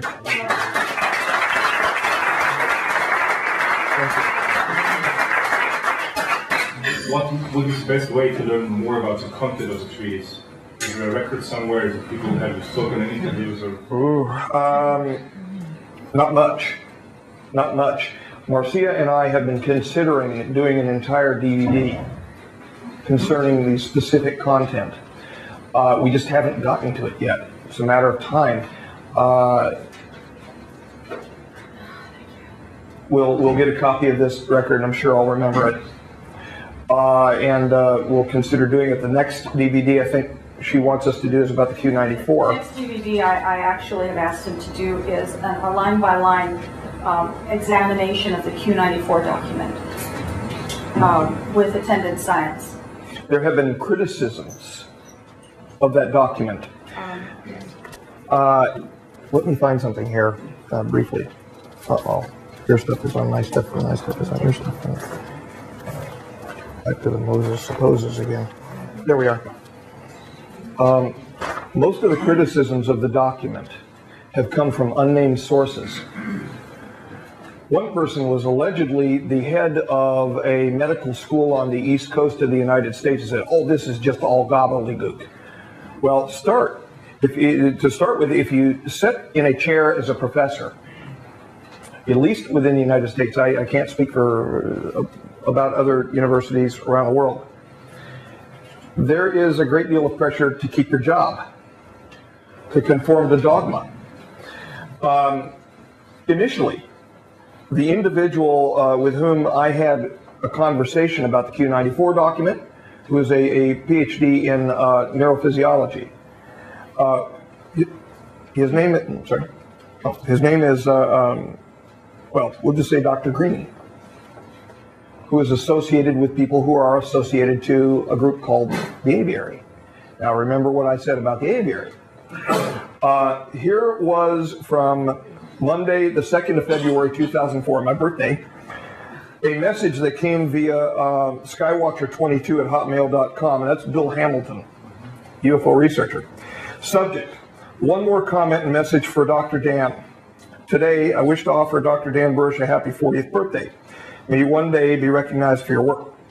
Dr. Green wrote, quote, "It would be foolish for me to ask about a specific area of molecular biology in which I'm not as advanced as is he, Dan. His writings on profound biochemical and genetic postulates are beyond a single medical school course in pathophysiology," end quote. Yet, when I refused, right around the same time that I refused to buy into the garbage, the disinformation coming from the aviary, having to do with Serpo, right, it's right out of a Stargate movie, with Serpo, with what mysteriously happened at Gate 3, yet they couldn't find even our names in a search string prior to us going to Caltech to speak, and our names were on the Caltech website. For about a year. Well, you can still find the abstract there. They have such deep contacts, they claim, inside the United States government that they can't do a simple search on the internet. Something wrong here. Now, all of a sudden, it's allegedly all gobbledygook. We won't buy in, so suddenly they changed the tone. So, what I've been asking ever since that day is, who is the person saying this? Because this person was allegedly a female doctor, head of a medical school, and member of the National Academy of Sciences. Oh boy, give me her name, because I'm going to marry her to her comments forever. I'm going to go line by line, one way or the other, through the Q94 document, and we will reference the comments in the Q94 document to published peer-reviewed literature. So, let them keep talking. Yes, sir? You mentioned subjects there. Yep. What do you make of that? It's disinformation. It's total garbage. Garbage. Is this It's refuse. true? No. It's garbage. No, it's total garbage. So there's that. There was no exchange program like that going on. 12 astronauts who went to. No. Garbage. I want to know a story about it. I know. I'm sorry. It's garbage. I'm sorry. All you look. If you wrote a story about it, you obviously referenced. You obviously referenced the individuals who were claiming things. Yeah. There's nothing wrong with that. I wrote about it too. The name Serpo is an old K4, NATO K4 code that they appropriated, and the individuals involved in the aviary are well aware of that, at least one of them, because he was involved in the military. Well, a couple of them were. But it's an old K4 code that was written backward, the word OPRESS for Operation Rehearsal. At the same time that we were coming up with the information that we were coming up with and told to tell the truth to the public, what they were doing is they were doing a rehearsal to see how much garbage they could purvey on you. Yes, sir. What really is the connection between these councils adjusting to the style and top government officials, for example, state leaders, heads of state? If you go to the Project Camelot website, the signed affidavits sworn under penalty of perjury. We've placed our liberty on the line. Bless you. We've placed our liberty on the line for this. And if anyone wishes to challenge those affidavits anywhere in the world, as long as we're appropriately transferred to those locations, we're happy to do this. In one of those affidavits, I named the names of the last 12, who were the seated last 12. As a follow-on to that, as Scion took over, the number was reduced from 12 to 9 individuals. Those individuals, I'm in approximately the same position about naming those individuals as what I am concerning the 5 Areopagites. Very dangerous. I can't ask him to go there because of safety and security reasons for us. Did I ask one question about the Serpo? Yeah. Yes, sir. I saw you. Okay, thanks. Since you mentioned Bill Hamilton, I have a question about what you mentioned yesterday about reverse engineering for free energy purposes. Yes. I understand from his interview that Project Commonwealth did with Gordon Novell, or what's his name? He's supposedly doing the same. And since I heard his name on that also, could you just elaborate on how those tracks go together? Are different groups trying to reverse engineer stuff? Are they connected? Well, same people are involved in different things. Okay. Everybody knows we're going to go ahead and get difficult here. Everyone knows or may know about the issues that I've had with one Mr. George Knapp of KLAS TV8. All right. He and I had an issue which occurred in 1990, and he's had some issues with me ever since. I love the guy. He's a good, jovial, investigative reporter, kind of. Just as an aside, there was a panel in 1990. He tried to pin Dan down about a statement about where he was working, which was at the time Area 51, and he was a big company man. He says, no, I'm not going to talk about it. He tried to pin him down about it, and Dan was ready for him, and he embarrassed him in front of a whole live audience, and George has never forgiven him. I was a company man at the time. I didn't even know that ETs existed, not for sure. I had been abducted out of the park, but I really didn't know what happened way earlier in 1973. I only really learned about what happened many years later. And so I was thinking at the time that I was simply working for the United States government, the United States military. It was a defense issue, a biological defense issue is what I was thinking. So I was basically telling him, why are you opening your mouth with such a beautiful flag standing behind you? Meaning Old Glory was standing there at the end of our panel post, our flag. And it irritated the man. And I also, Dale Etheridge, a little bit more than that. Dale Etheridge, who was the Clark County Planetary Society coordinator, the planetarium coordinator for the Clark County area, did a stunt with me where he said, I'm going to tell the truth about you, Dan. This was right in front of George, as George said, I've got information on you, Dr. Crane, that you are a part of the saucer program. And then Dale Etheridge looked over at me and he says, and we'll get to Gordon here in a moment, A. Gordon. I'm not going to say the Gordon, I'm saying A. Gordon. You're going to hear A. Gordon in a few moments. But actually hear him on our answering machine.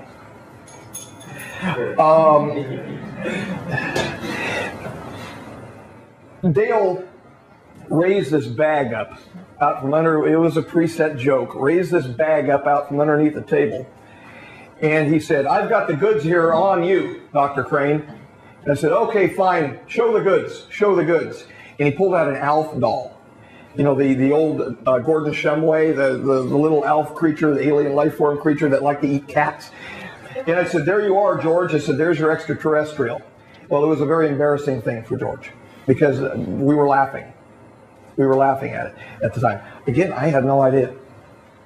So I was a very, company man. I was a lot more brash at that time. And I was a lot more willing to deal with him that way.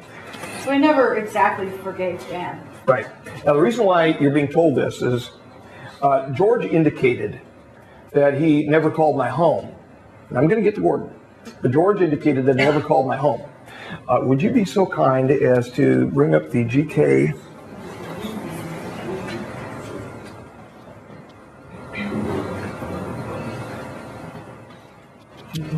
Yes, if you please. Oh, one says GK and one says GM. Go figure. Okay. The one on the right-hand side, if you would be so kind. From 1991, ladies and gentlemen.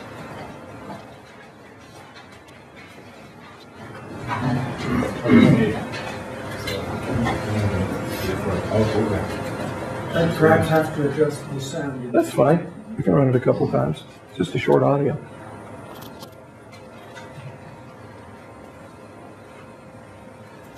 Just that is a case to case. Is that right? Yep.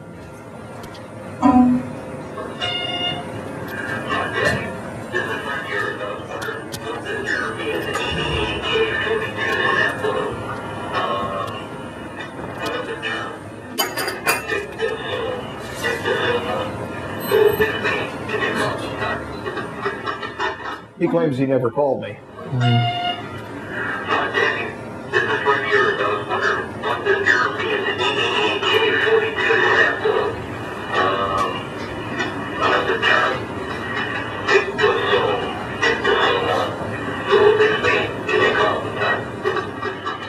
He had some inside information, and I got a hold of my home phone number.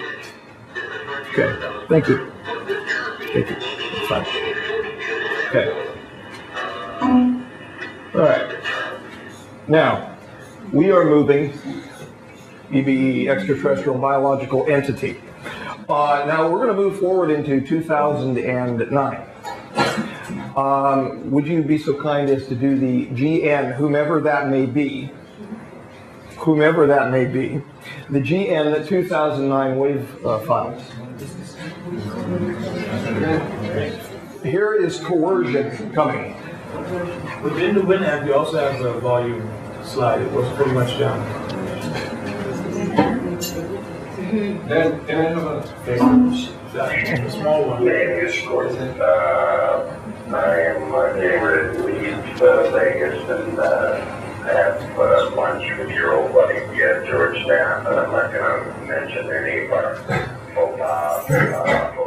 Well, that'd be so good of him not to mention it. What I want to tell you was thank you for the Shirley Bassey thing. It was brilliant and excellent. I would like to meet this Goldstein and Stansfield. Forget it. Pair, if they're real, and because it would help to credibilize you. There is What's a credibilize? that you're not real and that none of it's real. So I'm sure you know what the Knapp has to say. Team members. And, et cetera, but we still want to talk business. And we can't do business without talking business. It seems to me to be mandatory to be able to talk about what you can deliver and find out what you're offering and do things. He ran out of tape time. Oh, that's fine. Thank you. He ran out of tape time. He just kept talking, and our answering machine eventually just cut off. Thank God. But what happened was we met with a certain Gordon. I'll just say certain Gordon because we were dealing with issues here, and he wanted to offer me to back engineer the looking glass device.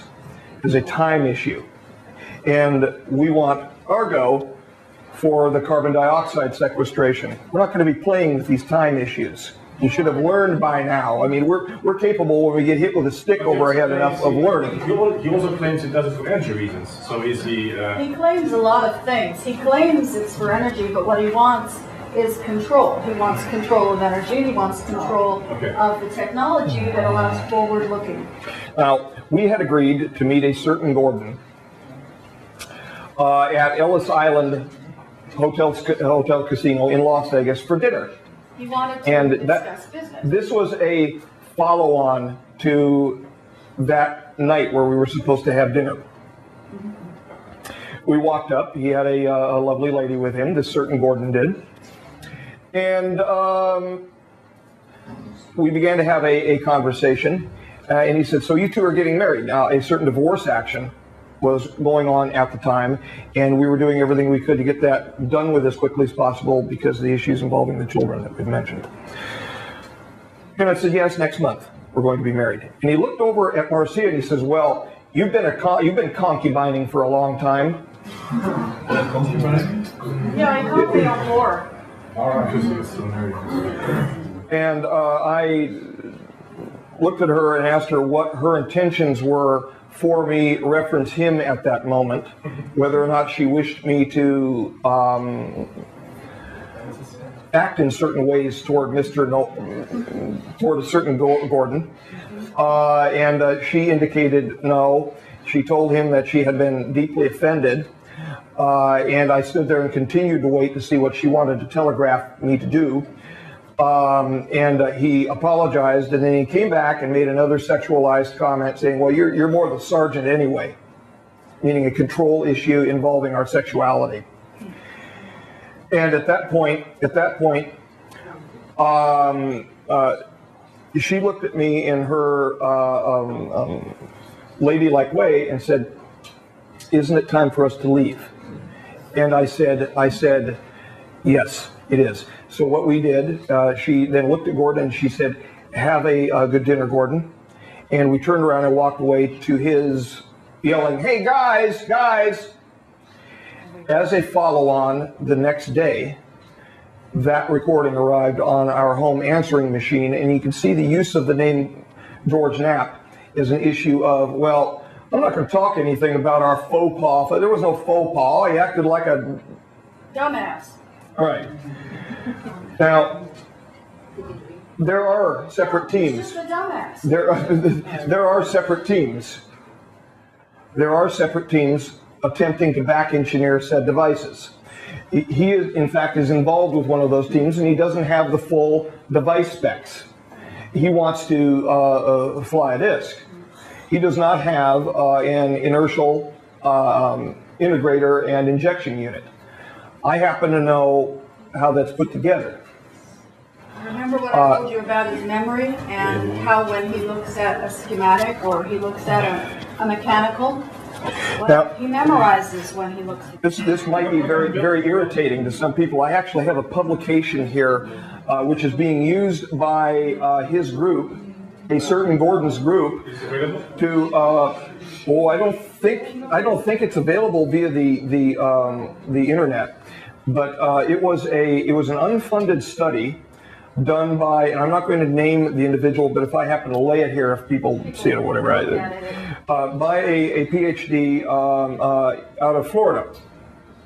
And the study's name is Resolving the Psychosocial Paradoxes Associated with Gravity Nullification, Time Travel, and Propellantless Energy by January 24th, 2006. Very few individuals. It was basically a question-answer format, and then this certain PhD came up with certain conclusions. But it's the selection. It's the unbiased selection. When you do a real study like this, a sociological study, you have to have an unbiased selection of individuals. Well, there is a very strong leaning. Okay? There's a very strong leaning in this paper on quotes such as this. Most people commute to work. Duh, right? And since larger industries would break down with the elimination of fossil fuel, people might be more inclined to remain in their communities and thus would be a breeding ground for fanaticism. Speak to Brian O'Leary about the reality involved with this. Because this is, in my personal view, a line of garbage. That's my personal view of this. Because, as I said, we have a birthright. This is associated with a certain Gordon's group. A certain Gordon is associated with the aviary, which does not have your best interests at heart, in my personal view.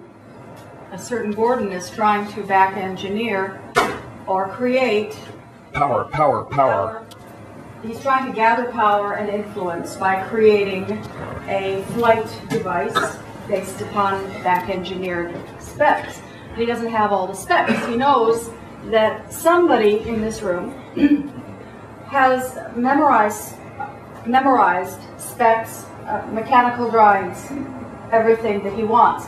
So he's been approaching, pleading with Dan to help his project. Oh, he wrote an email. Oh, you gave up a lot of money and a lot of power. That's what he said to him. Okay. Well, I didn't. I come close to telling him to stuff his money and his power. But what? Remember my question was specifically about Bill Hamilton. That's his choice. I didn't say it. No, I'm just saying that's his choice. If he wishes to take other measures, if you're meaning maybe even toward us, because a certain Gordon has a certain bravado, that's his choice. We have team members too. Remember, my question was initially about this, specifically about the role of Bill Hamilton because I remember he was close with you about also his book. Bill Hamilton is a very intelligent, big-hearted, good man. Oh no. Okay, let me tell you about a certain Gordon's team. A certain Gordon's team doesn't exist. Okay, a certain Gordon's team is an email loop that contains about everybody on the face of the earth except for maybe the people in this room. I was on the email loop, and I was never part of a certain Gordon's team. He kept saying that Dan was involved in the elite part of his management team. He's calling something like Knights Temporum or something weird. I wrote to the guy and I said, take him off your email loop. There is no contract, there is no agreement. You have given no consideration. There has been no agreement to associate with you. You simply asked us to listen to a proposal.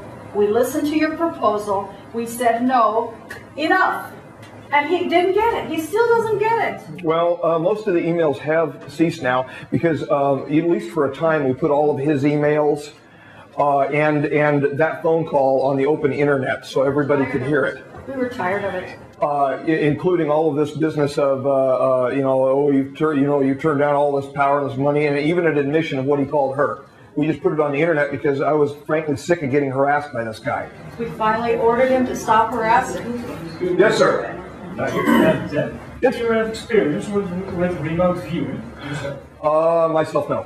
No. Okay. No. Yeah, I did, in fact, use some remote viewing results for Lotus because on more than one occasion with Lotus, I got to the point where I did not know where we were going with it because it's such a strange phenomenon.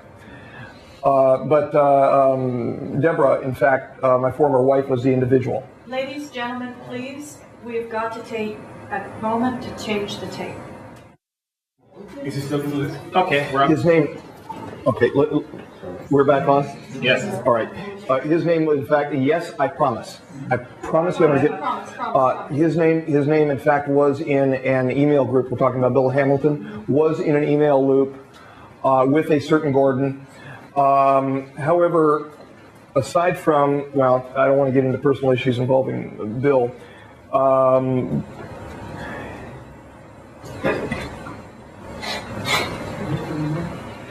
I'm just weighing something here. He indicated to me in an email that he didn't really expect much from him. All right, he's a good man. Bill Hamilton is a good man. Yes, sir. Thank you. I feel like I should turn off my cloaking device. And you have not asked any previous questions whatsoever during the forum. I was just wondering on the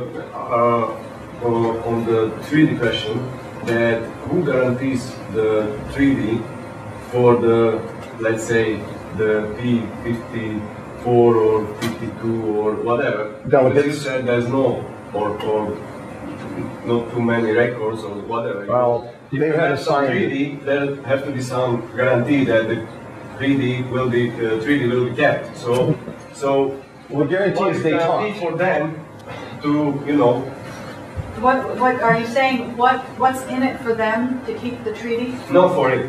So what's the guarantee that we keep, all sides of the treaty?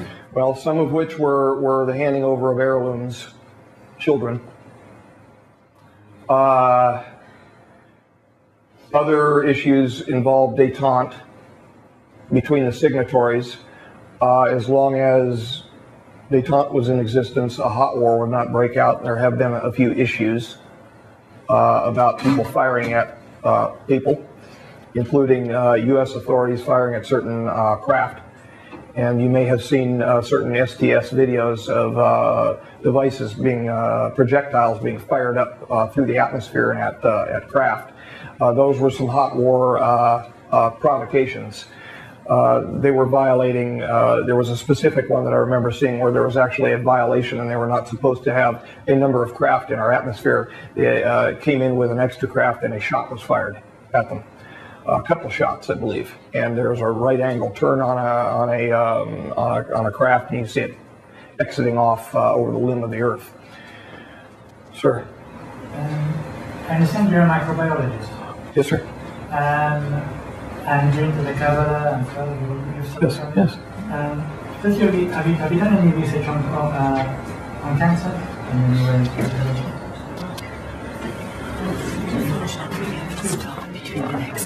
Could you hand this to the gentleman, please?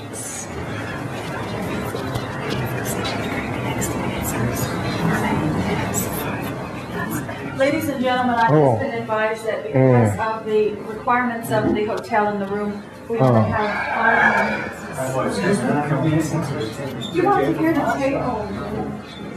Of you? Just run it. Run it. Okay, this is going to be Zurich, the Zurich 2009. Okay, that would be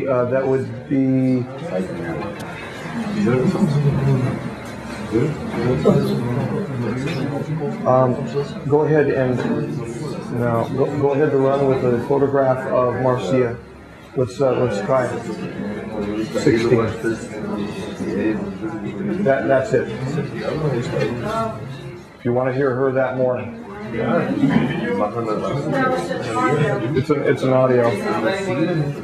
It's an audio tape of the morning of March 28, 2009, while we were addressing the individuals that we had as guests in Las Vegas, Nevada.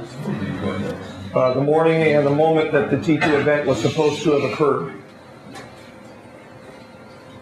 We began that simple Unity Flyer program while Terra World was being produced. We did this so we would meet or exceed that preset looking glass quota at the rate now displayed on the screen. We accomplished the first goal by September 2006, and given the expected rate of information spread, the last number above right, by the end of 2008. We actually surpassed that number by middle of 2008 due to the other events that drew attention to Dan and myself. That simple flyer remains the embodiment of what Tell the World means.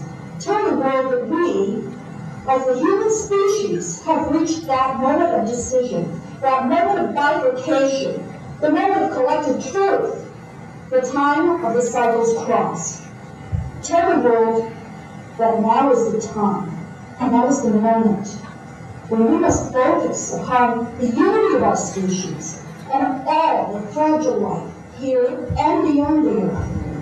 We shall survive this time of the cycle's cross, the time of the predicted catastrophe of Foconari, and humanity has chosen to refuse the path that would lead us to schism. We have refused to perish through brokenness. We are destined as children of the stars. That was cut off. You heard that little wisp at the end. That was the team and those assembled, the good guys, whistling and stomping and all of that. But we tried to cut most of the team's voices off for their own lives, and most of them are retired now. That gives you an idea. Thank you. Thank you. Yes, ma'am. Two questions. The first one is the Omicron treaty was scheduled for 2009. So I'm just wondering if that's happened or if it's still being scheduled. If it's happened, what was the outcome, and if it hasn't happened? It has not happened. There were no shows. They didn't show up for it.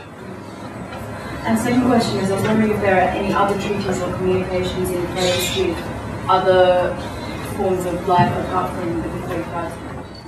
None to my knowledge, ma'am. Thank you. Just short on this idea that I have, if it's true, we can refer to it. Could it be that you're a little bit sidetracked? Because the thing is actually, I mean, you're talking to J-rods. As far as I know, what is dangers from the future are the greys. I've been working with the greys, they're pretty tough stuff. But the real danger are the Zetas, the Anunnaki, the reptilians. I mean, these are the really dangers for the future of humanity. I mean, in the whole story, these don't come back. And I can speak to the issue of Anunnaki being a Sumerian influence or a cultural archetype or gods of their belief system. I can speak to the reptilian issue because while being entrained by a P45 J-rod, they appear, due to their neuropathy, their stance, their cocaine-like disease stance, to be very lurching and extremely reptilian in appearance. Aside from that, I cannot account for any of the other accounts concerning alleged greys of non-human lineage. I don't have that information, and I cannot account for that. After 20 years of working with the folks that were under affidavit signed, having worked with, it was not in our standard operating procedures or protocols. It was never spoke about, save and no ill intent or umbrage to be taken, save I heard a lot of the senior operators snickering about the folklore that was injected into the ufological communities worldwide. And that doesn't mean that it's not happening. I don't know everything. All I know is what I've experienced and what I've learned during my 45 years. It's part of this disinformation about Sturpa. It's part of the story. It's also that the Zetas are cooperating with the U.S. Army. Is that part of disinformation, or is that true? Well, I wouldn't call them Zetas because they've never called themselves that. The ones that to which I'm aware, anyway. But I'm not aware that they call themselves that. It's like I met an individual, and I don't want to apply a label to that individual that he would not want to apply to himself, like I wouldn't want a label applied to me. The cooperation was extensive, has been extensive, with more than one branch of the United States and what I would call foreign militaries, militaries from other nation states. Extensive cooperation. Yes, sir. 1 minute. 1 minute. Ladies and gentlemen, thank you. I just wanted to ask you if you can confirm some images were around on the internet that the P-52 look like, because even though you draw them themselves. There are no, to my understanding, actual images of an extraterrestrial placed on the internet. None. You mean this is all disinformation? I mean, I don't know what the intent. I have never seen every image on the internet. I don't know what the intent. Okay, I don't know what the intent is. For instance, if somebody looks at a picture and they truly believe that that's what they saw, or they draw it, then that's what they believe that they saw, and I'm not going to impeach that for any reason. However, photographs, to our knowledge, videos of them, none. None have been. None. And I would give my canine eye teeth for one. Do they exist? Oh yeah, well the photos exist, yes. It's operated on. What about that one? What? They showed it in The Operation Autopsy. Oh, the alien autopsy business. I've looked at that film very closely. That appears to be a reverse engineered autopsy of a dead human being. Appears. In other words, my best guess is that a cadaver was laying in the prone form on her tummy, had her back opened up, items placed inside, including phony organs, etc., turned over, and then they came in. None of these individuals, none of them who walked in with an alleged alien would have been dressed as you saw dressed. None of them. It was totally hokey to me when I said, that's the best word I could use. It just looked hokey. And it frankly upset me a great deal because the polydactylous female, I believe there was more than 5 fingers, yeah, a normal human genetic condition, polydactyly, as well as syndactyly. But no.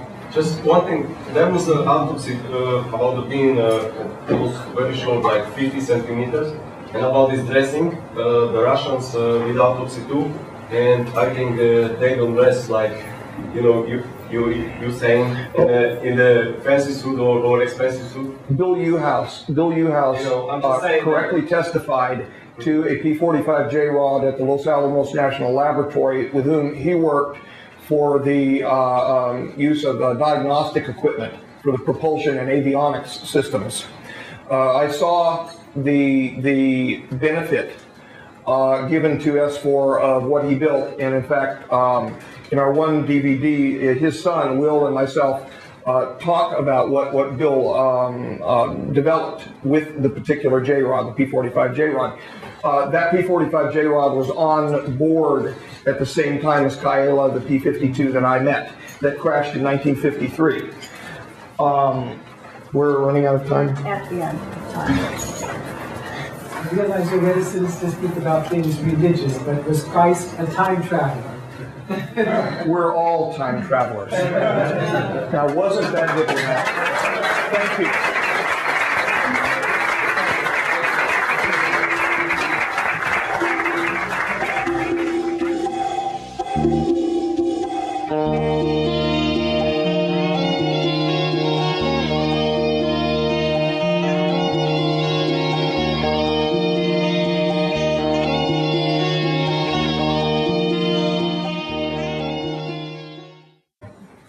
in the Eagles team, they use such avatars as Mongrel and Owl and Caspa and Camel Duster. I see some smiles. Yeah, everybody knows about the Mongrel. When you see what this very strange and very loving man looks like, you'll probably laugh again. But we received a satellite call from the former head of the consistory of the Majestic. Yes, at least 2 to 3 of the former 12 were listening yesterday, and listening to you all. Everybody.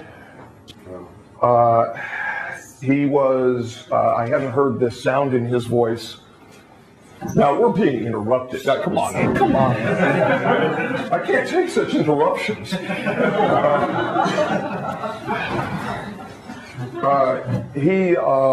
hadn't heard, this kind of a crackling, this kind of a shaken sound in his voice since the 1990s.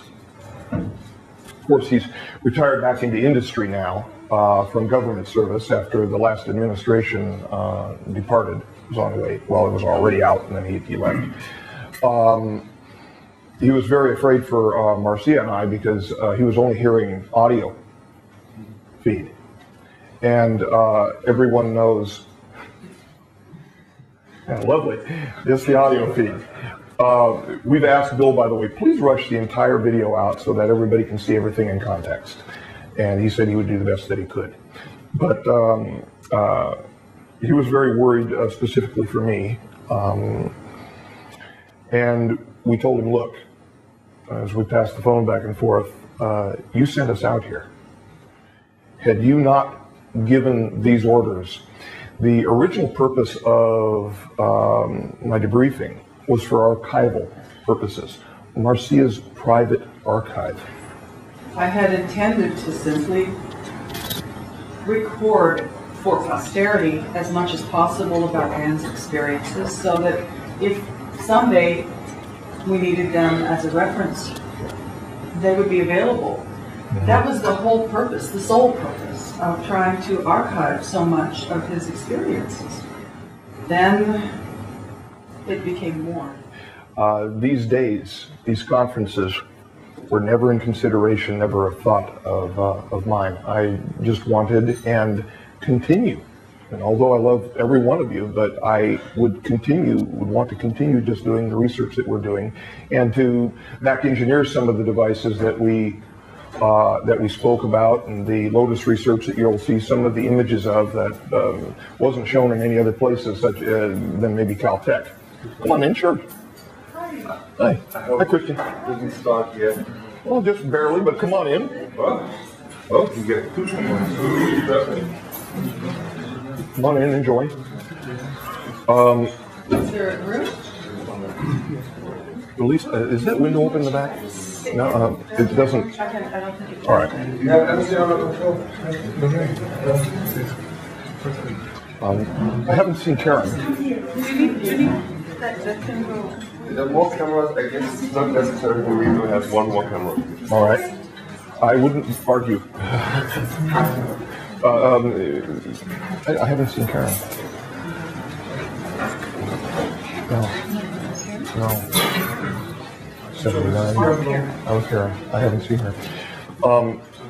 In any case, I told him that you sent us out here, and you needed to expect that the people would rightfully and rightly express themselves. We've already provided our feelings about these issues. We'd be grateful to you all. He wants to have a couple of minutes to work around 10 o'clock to work with you.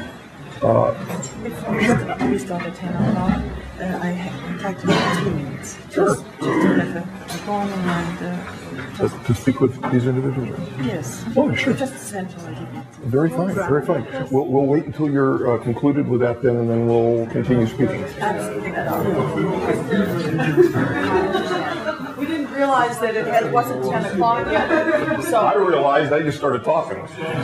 So we're going to hold back just a little bit because there are still some people coming and we want to make sure everybody gets in and gets seated. So bear with us a little bit. It's going to go. To those looking at my strange driver's license, please return it, because even though I don't drive that much, in Las Vegas, Marcia does most of the driving. We really need it. Yeah. Please give it back. So we're going to wait just a few minutes, and then Ruth, I understand, wishes to speak with everyone here, and to those listening on the internet, hi. We'll just kind of pause it. All right.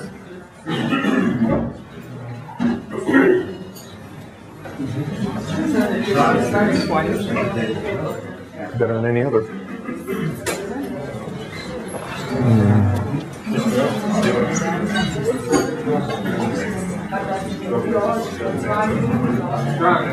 You're going to taste the problem.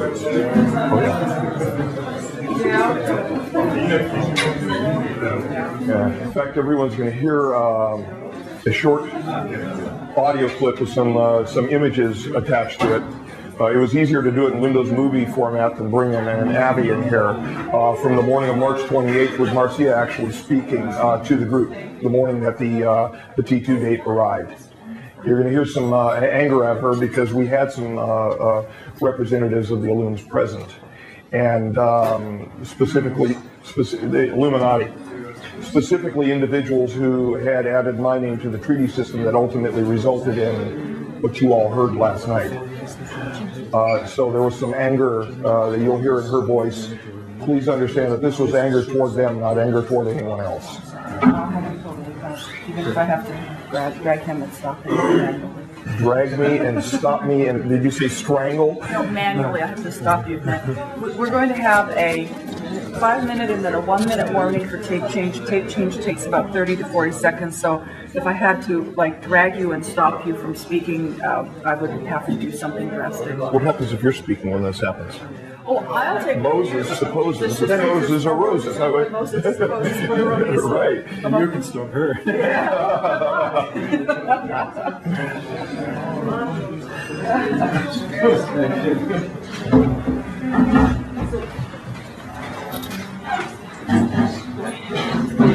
Should we step out? Well, I think it'd be. No, I think she wants to work with all of us. All right.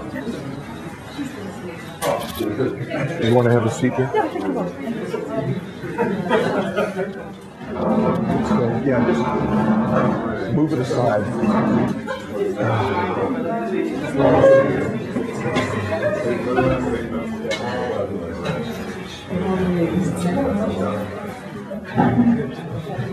But I can speak out loud. This is an open mic setup.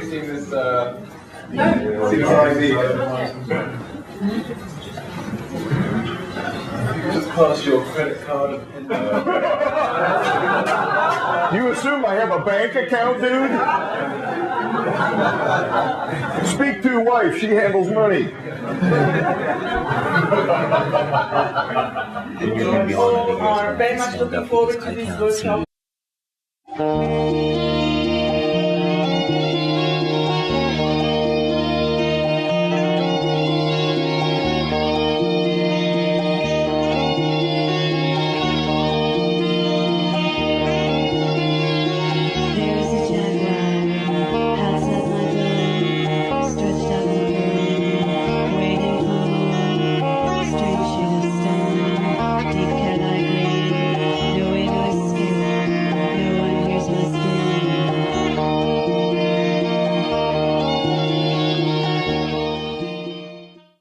I could just keep talking and blathering on for hours and hours and hours about how the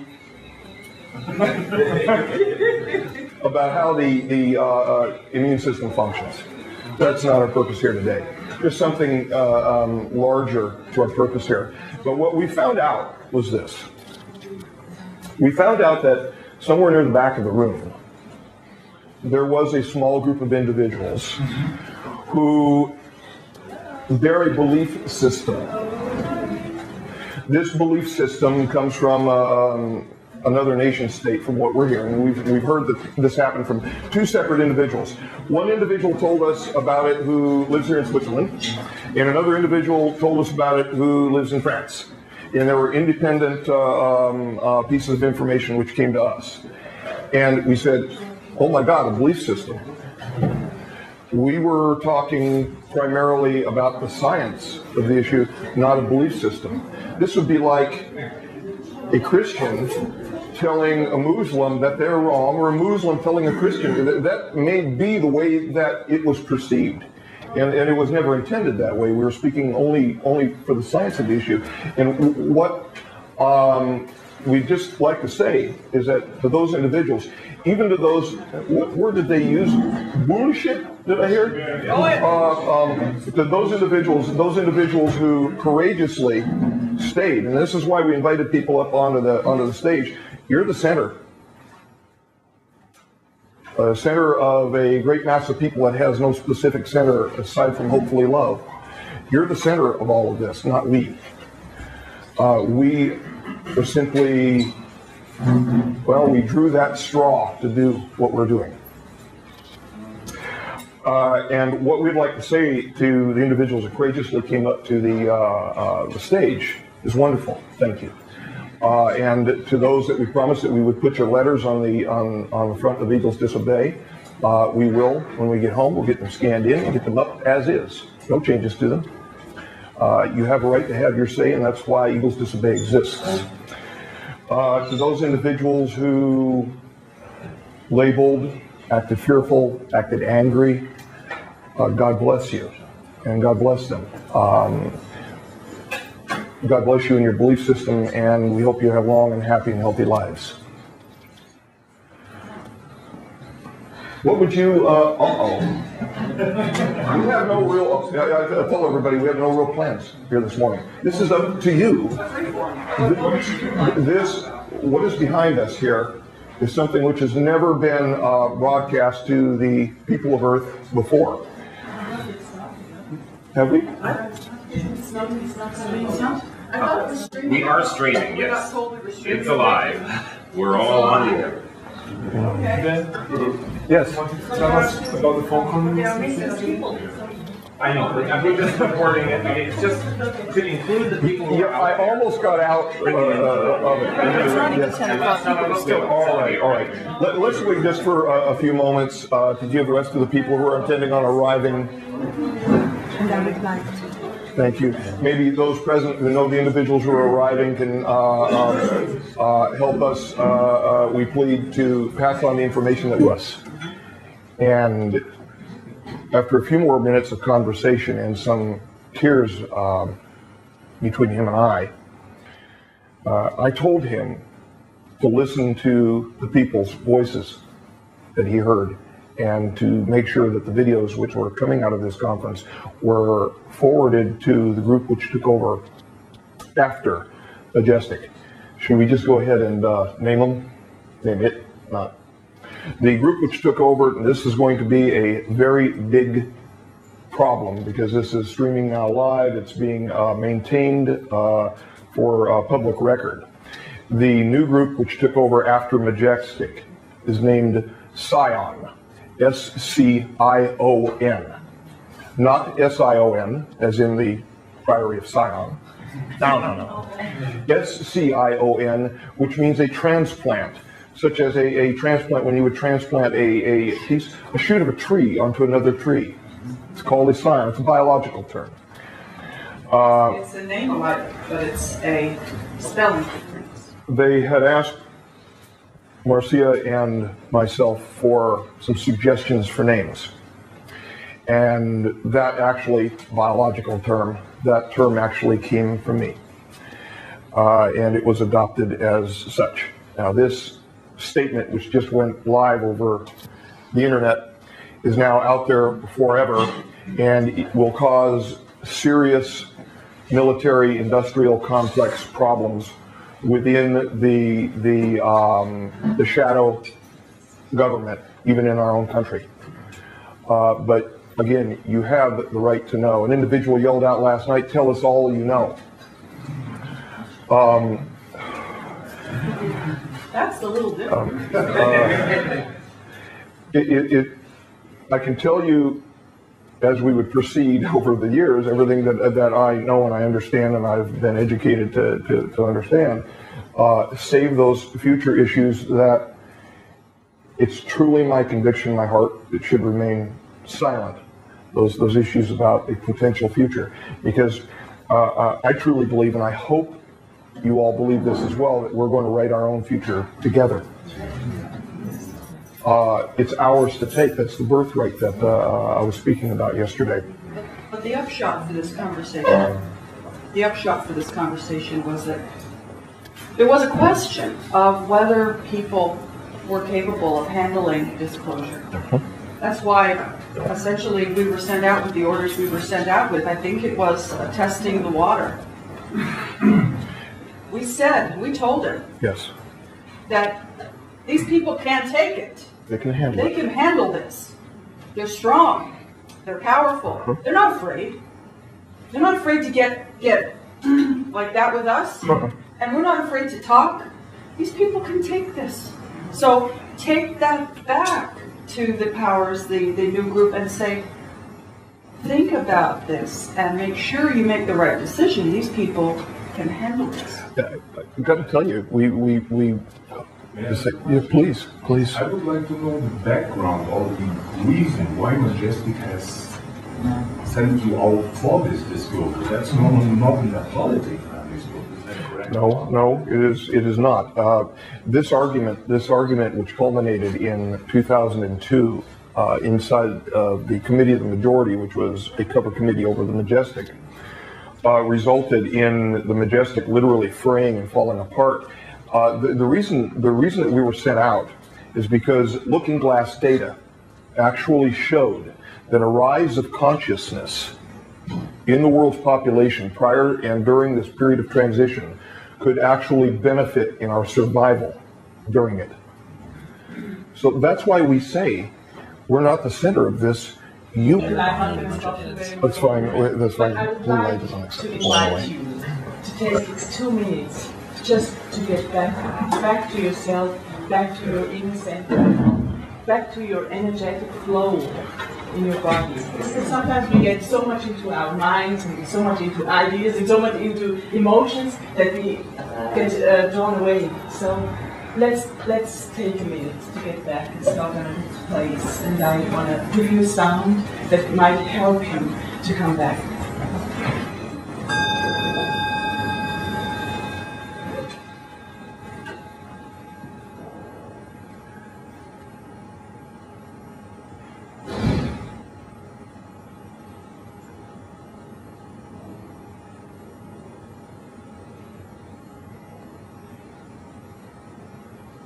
I always like to connect myself with my higher self, with heaven in a way, and let some energy flow from the third eye to the toes and to the floor, and let all the heaviness run out into the ground, so that my spirit can take over, that my higher self can take over, because this improves the quality. And we are all friends up there.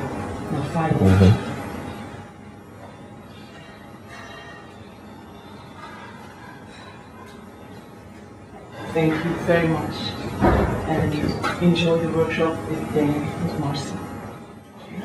Thank you. All right. The reason why this driver's license was being passed around while some of you were coming in is I had asked what the difference was between. I'm sorry. They can't see. I can see. You mean the cameras? The cameras. Oh, wow. I was getting a Should I just signal from the back. move this over? It's only for a couple hours. It's the stand. I had asked what the difference was between my personal driver's license and the driver's license of the Illuminati. One individual correctly indicated the difference is they don't have them. That kind of filth is driven around in limousines. I had also indicated, and at the risk of restating a few things, which, yes, I'm going to get to the phone call. I'm not psychic, but yes, I'm going to get to the phone call. At the risk of restating a couple of things that you've already heard, we understand that there was a group of individuals who had a belief system present yesterday. And none of us, especially Marcia and myself, wish to offend anyone who was carrying a belief system reference the existence of bacteria, viruses, fungi, things like that. We were speaking from a scientific point of view, from the evidence that we know to be true. And we're not wishing to collide at all with anyone's belief system. Yet we must stand with what we know to be true as well, and we can always find common ground with one another. That common ground is always love. Yesterday, after the rather exciting evening that we had, Marcia and I were notified by one of our team members that a satellite call arrived through a sat phone from one of our team members here in Zurich. Yeah, we've got some of the Eagles team here in Zurich, and I can actually show you, as long as they're not placed on film whatsoever.